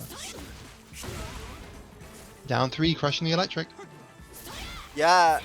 This is what I like to see. Ghostino is not working off immediate timing anymore, and is actually being a little bit more patient. Nice 1-1-2 flash punch combo. The wall we It's go. all Ghostino right now. Yep. And this is what a change of timing can do for you. Plus flames, heat dash plus flames, and the low. Wow. Yeah, that was an impossible situation for Stack. There was almost no way to get out of that. Very checkmatey. Yeah, right. And again, this is looking like a very dominant start for Ghostino. But as I say that, the Cardinal triple fang. Okay, nice punish there. Nice Stack. punish. I'm not sure if you can get more from that. I think Stack could have got a little bit more damage, no? Is pretty much guaranteed. The only thing you can do instead of going for the guaranteed blazing kick is taking some sort of like pseudo full crouch Okazami, which is something that I like to do. But as I say that, Ghostino is about to close out the round. No round bound. Amazing Timing stuff. found. We asked for it, and Ghostino delivered a huge change of pace here in our second round, in our second game. Sorry. That's completely correct. That might be what I'm talking about. Actually, is that full knockdown Oki situation that you're talking about. That's why I feel like it's more damage than it actually is. Maybe because I've been caught by that before. Yeah, it is something I like to frustrate people with. Don't use that against me if we ever go up against each other in bracket. Or ranked, to be fair, because we're at the same rank. I can't make any promises. All right. Into game 3. But nice full crouch to get the punish down on the bounce start there from Stack. But a nice heat engage from Ghostinho, evening up that health bar. Wow. Crazy interaction there. Yeah, but a big drop as well from Ghostinho. Nice catch on the timing from Stack, but Ghostinho with a heat dash combo. Oh my goodness. That knocks back so far, by the way. That's crazy. Right? Almost at the wall. Another counter hit, full crouch down forward 4. Yeah, Stack is fighting back with a lot of these random pokes in neutral as well. And it means that Ghostinho doesn't get any grey health. It's really good. Look at these pokes! Yeah! Amazing work. Yeah, this is the strength of Lee Chaolan. Wow. And remember what I said, is not scared of the wave view. I love that from Stack. Mm-hmm. Nice full crouch. Disrespected the Sentai mix, pays dearly for it. Yeah, Ghostinho with another one of those heat engages. Wow. No float combo there, unfortunately, for Stack. Again, disrespecting the Sentai mix. I'm surprised they didn't go for 223, which is a 10-frame counter hitting tool, instead going for a different 10-frame option. I'm going to say it, the low was very bait there from Ghostinho. I would have low parried, I think. Oh, beautifully timed hop kick from Stack here. Yeah, to the wall we go. Go check. I don't know, lows at that range. Amazing! Yeah, lows at that range just seems so guaranteed from Reina. I don't know why. I think it's just the Hell Sweep range. It's the perfect Hell Sweep range. Okay. Nice block on Lee's heat smash there, but not quite getting the punish. Ghostinho can't let that affect them as we move into this potential final round of the game here. Nice full dark! Wow! Oh my goodness. Great punish to the wall. It's not a blast one, unfortunately, but still going to get a lot of damage. Yeah, I like this combo routing. Completed the string, no duck on the ender there. Wonder if Ghostinho is maybe lacking a little bit of awareness in the Lee matchup. Likely. Nice low check though, and again. The one jab stops the pressure from Stack. Patience! Oh my god, okay. Oh my goodness! Oh, Jesus. That was a full 2 seconds they were standing there, by the way. Jeez.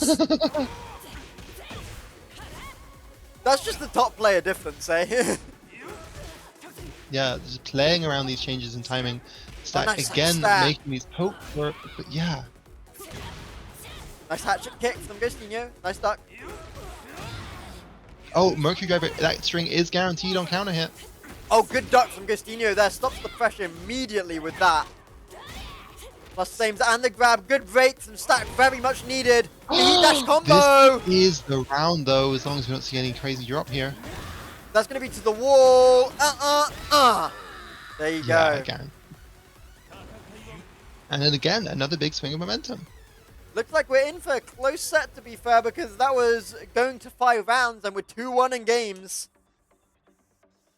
Yeah, this is fantastic. You saw that Ghostinho in the second game changed their timing quite considerably to catch Stack and start their like snowball momentum. In this game, Stack changing their offense to feature a lot more just simple poke exchanges, whittling Ghostinho down, and then getting a read somehow with these amazing hop kicks that were connecting and doing huge damage. Wonder what we're going to see now as Ghostinho looks to try and get back on the board. Yeah, that's And he completely calls correct, things up. by the way. And that's, again, oh, nice counter hit. That's the advantage of winning game number 1, is you get that next game to adapt. So you'll always feel like you're ahead. Right? Nice flash duck from Ghostinho there. To the wall we go. Nice plus thing. Ooh, nice challenge from Stack there. That's a very difficult one to challenge, but I love it. Nice punish as well. Plus flames. Deep dash. Simple low poke. Oh, nice float. No, Oh, no. conversion. It's okay. But that new move, or rather Lee's Rage Drive from Tekken 7 coming back and closing out the round. Yeah, it's homing as well. It certainly is. Very strong one. Okay. Ghostinho getting a heat enhanced move there. Doing Yeah. massive damage. You know, nice low check. Playing around with their timing. Yeah, getting the 50-50 there as well. Nice weight on the Jump in. parry. Nice. Nice punish from Stack. You have to punish those every time. Uh-oh, and there's that counter hit full crouch down forward 4 again. Yeah, guaranteed. Guaranteed on scale damage. Oh, wait. What's it going to be? The mid! Nice. Yeah, we've seen a lot of quick lows close that round, so I love the switch to miss. They're much safer. Yeah, absolutely. Agree with you there. To the wall we go from Stack here. Slight drop on the wall combo, and Ghostino very ready to punish the whiff. The plus flames. Oh, nice! We saw this earlier, we're seeing Yep. it again, the command grab at the wall. Yeah, after the double plus flames, yeah. Mm-hmm. Nice sidestep away, no punish though. 1-1-2. Yeah. Oh, these parries again from Stack. We haven't seen one work out yet, but he does believe in them. Yeah, on the other hand, Coutinho gets their parry. Cancels the heat burst there. Nice slidey, slidey again. Do it one Just more. frame slides. Nice low check. Round 4. Fight. I would have loved to see it done a third time. There it is. Yeah. I mean, heck, we haven't actually seen a slide punished yet. Nope, to the wall we go. Nice interrupt. Oh, nice launch. Counter hit electrics. Remember, if we do get to round 5, we automatically go downstairs. So we will have the wall break there. And it does look like we might be heading to round 5, but don't let me speak too soon. Yeah, Stack still has heat here as well. Oh my goodness. Oh, nice Stack! Wow! Oh, and I like the use of Rage Art to guarantee the combo. No shenanigans. And that is the set, which means we will be seeing Stack versus Kibo Mega in our grand finals. Oh my goodness, I cannot wait for this match tonight. We don't really get to see Lee Chaolan at the top level that often. Stack has put on an amazing display for us tonight. Could potentially be crowned as our first winner of IFL.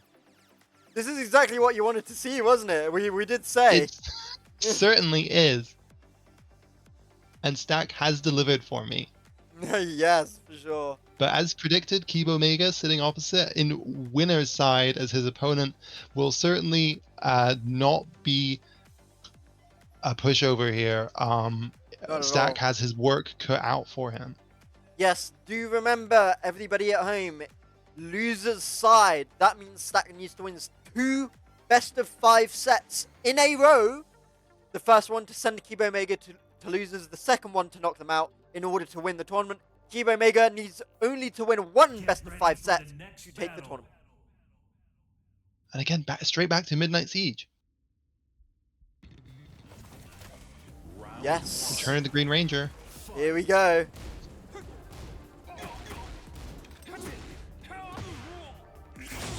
Oh, nice heat Amazing. engager to start things off. Mm-hmm. Heat being spent already. Oh, wow, what a low check. Okay. The pressure from Keeb. Mm-hmm. It is all keep so far. Yeah, nice block punish and on punish. the acid. And the low check. Round 2. Keeb off to a good start in this one. Mm-hmm. Good break on the Azuna drop. Oh, bad breath. We haven't seen that a lot from Kibo Mega this tournament, but a nice little counter hit grab from Stack there on the power crush. Maybe Stack is looking to use more keep out this game because of the bad breath. We haven't seen that before. Double grab. If it ain't broken, don't fix it. Do it again, Keep. Oh, the flash. Oh, yeah, and Keep, who does generally have a great hit rate with Flash, not getting the right read on Stack's timing there. Oh, nice break there again. Nice little parry. To the wall we go. Oh my goodness. Plus Oh flames my again. goodness. Plus flames again. Punish. I respect the attempt from Stack here, but he's really What? going to make something happen. Yeah, no time. Keep Omega recognized it. 5 seconds Oh! left. Couldn't do For anything. this trap throw pop off though. Wow. On the hop knee. Wow, Keep.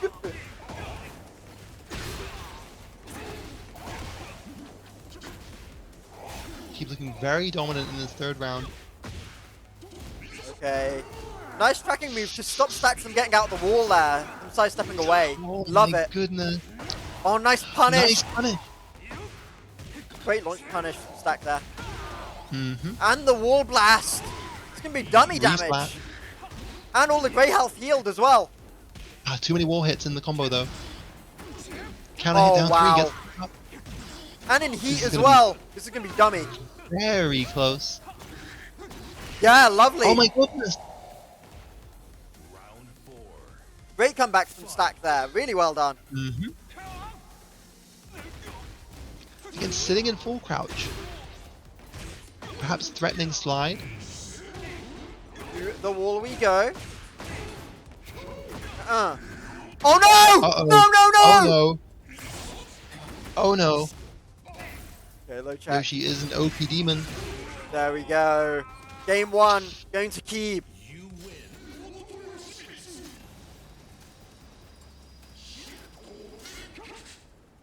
There we go. Yeah, it's tricky. We've seen so many of Keeb's games here decided, and like Noob Man's Yoshi earlier by Yoshimitsu's Waldo Kazemi. Didn't play a huge factor in that match there, despite how claustrophobic it is. Yeah. But it is great that Keeb was able to represent some of their Okazemi choices there, because that starts the mix as we go further into what could be a very long set here. Yeah, and the thing is about that, Keeb, you know, represented quite a few different wall options to keep Stack on their toes. And as well as that, sometimes didn't do it at all, waited for Stack's option and then punished accordingly. Like I said, Keeb plays very compact Tekken. It is very, very, very good and is very difficult to play against. Yeah, certainly. Changing the pokes here, getting a heating age. Oh no! No, no, no, no, no, no, no! Just Stack just looking. Yep. That's going to be a launch and the round, I think, if it's the wall. Yeah, that's it. Yeah. 7 Very golden dominant letters. start here. You wonder what sort of mental that 7 wins sitting in the bottom right hand corner for Keeb to has on his opponent here. You just shouldn't look at it, really. Because if you've gotten this far in the tournament, you're on loser's side as well. You've actively won more games than that. Very true, right? Nice wall pressure here from Stack. But Nice Keeb is low able block. to reverse the situation. Nice heat to stop Stack fighting out the wall. Oh, wait. Wow. No, got up too soon. Okay. Stack not panicking, but does need to find a way out of the wall here. Wow. Nice La Parrilla again from Keep Omega. The timing on the lows has just been found. Oh my goodness. And Keep Omega just so good with the plus flames, so good with the coverage options, and it's looking difficult to stack. Yeah, quite just out of range to get the combo pick up there on the back 4. Did nice punish. catch, keep spinning. Nice Izuna drop. Does put Yoshi's back against the wall. Doesn't matter though if you get the damage, I think. Oh, certainly. Okay. Let's check. Nice heat fighting their way out of the wall. Heat dash combo. Nice whiff punish. That gets sent to the balcony actually. It will send to the balcony. No round And a bound. very dominant game here. Keep Omega 1 game away from winning the first Tekken Dojo EU League. Beautiful. Get a ton of points on the board. That's what we want to see. Oh, absolutely. Yeah, I'm curious what sort of change, if any, we're going to see from Stack moving into this final game here, because Keeb is starting to run away with it. Yeah, with a no round bound, you cannot get discouraged. You just have to throw it out of your mind and, you know, be able to go into the next one and say, I'm gonna win. That's it. If you lose confidence, you lose Tekken. Simple as that. Absolutely. both players ready here. I'll be curious to see what stage we'd like. Personally, I would love to see a larger stage, a Colosseum of Fate, a Yakushima. We're going to Elegant Palace, the Lee home stage. Okay, well, if there's any place he can do it, I think this is the stage. Let's see. We're heading into our potential final game here, and we're starting things off with a Whiffed Flash. And another one! Yeah, and another! Which is interesting, because that isn't something we've seen much of from Keeb tonight. Yeah. But trying to change the timing. Nice sidestep punish, by the way. That was beautiful. Perfect. Maybe trying to scare Stack with the option a bit more and making him play a bit more patient. That can always be a good indicator that keeps ahead. Nice fight out the corner with Heat Burst, but nice low check. Stack gets one on the board early. Yeah, down for the classic round under 4 lead. Presses into the string, paying dearly for it. Yeah, I was looking for a counter hit, but couldn't get one. Okay, be careful Sidestep block there. Plus flames off the Heat. Nice sidewalk away, but the spin out and keeps him at the wall! Wow! Crazy interactions. That's going to be the round, yeah. Managing to keep his opponent in the corner here. Amazing situational awareness. Okay, going to back off on round start. Keep playing a bit more patient. Going to use Bad Breath here, I think, maybe. No, just go for the launcher. Beautiful whiff. When you see Yoshimitsu's back off like that, they normally want to use Bad Breath. Yeah, it can almost be used like a zoning tool. Yeah.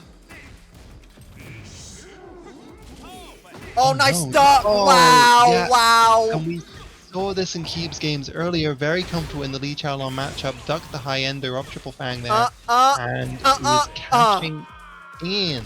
7 golden letters and 1 round away from winning the grand finals. Keeb Omega starts things off with a heat engager. And it is Stack at the all wall. Keeb right now. Yeah, spins away. Both of them trying to gain wall advantage here with the side steps. Oh my god. Nice move punish. That's a wall break. To the balcony we go, by the way. Oh no, Knuckly was by Oh the wall!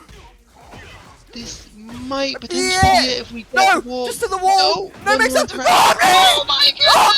Omni! This is a huge opening for Stack. It's going to regenerate as much life as possible. And still has heat. Still has heat. Gets the wall. Goes to the ender. Almost equalized here. Goes for the miss trap throw. He dashed. No way. That's going to be it. That's going to be it. Wow! Ain't no way. Stack. It's not over yet. This is amazing, but Stack does have his back against the breakable balcony. Yes. And there it is. Oh no. Oh no. We're heading downstairs.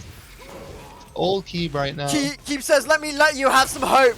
I have heat. Heat dash. Plus the with the whiff flash launch. Oh, wait a second. Wait a second right now. Here. Okay. If he's able to find the opening. Good break. Throw. Okay. Oh! Heat dash. The guaranteed hit one too. Back 3 plus frames. Down forward 2. No way. No. The jab into low. Keeb Omega. That notches another one on, and Cryptic will be very happy with their new investment.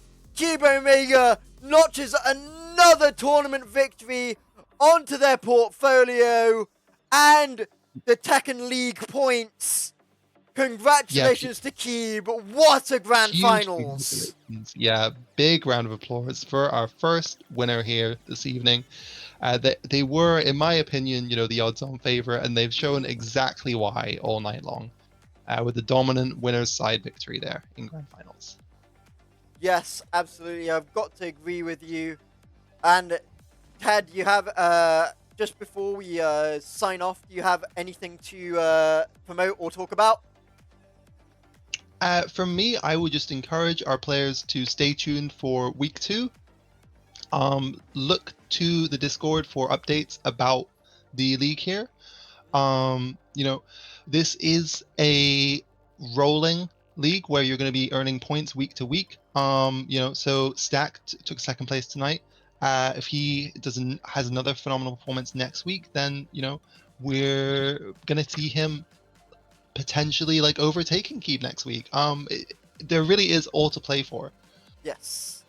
Absolutely. And if you want to see more of Ted, you can follow them, of course, on the Spomper. It's on the screen now if you're watching the YouTube VOD. But from me, you can follow all my goings on at Jacobian Pereira if you want to follow me on the Twitter. But also, again, please join the Tekken Dojo EU Discord. Like we said, it's the most active Discord in Tekken EU. Over 2,000 players. There's so many matchmaking pings every day. Best Discord to I think learn and play the game and get matches in. We have tournaments every week now. We have the King of the Hill format.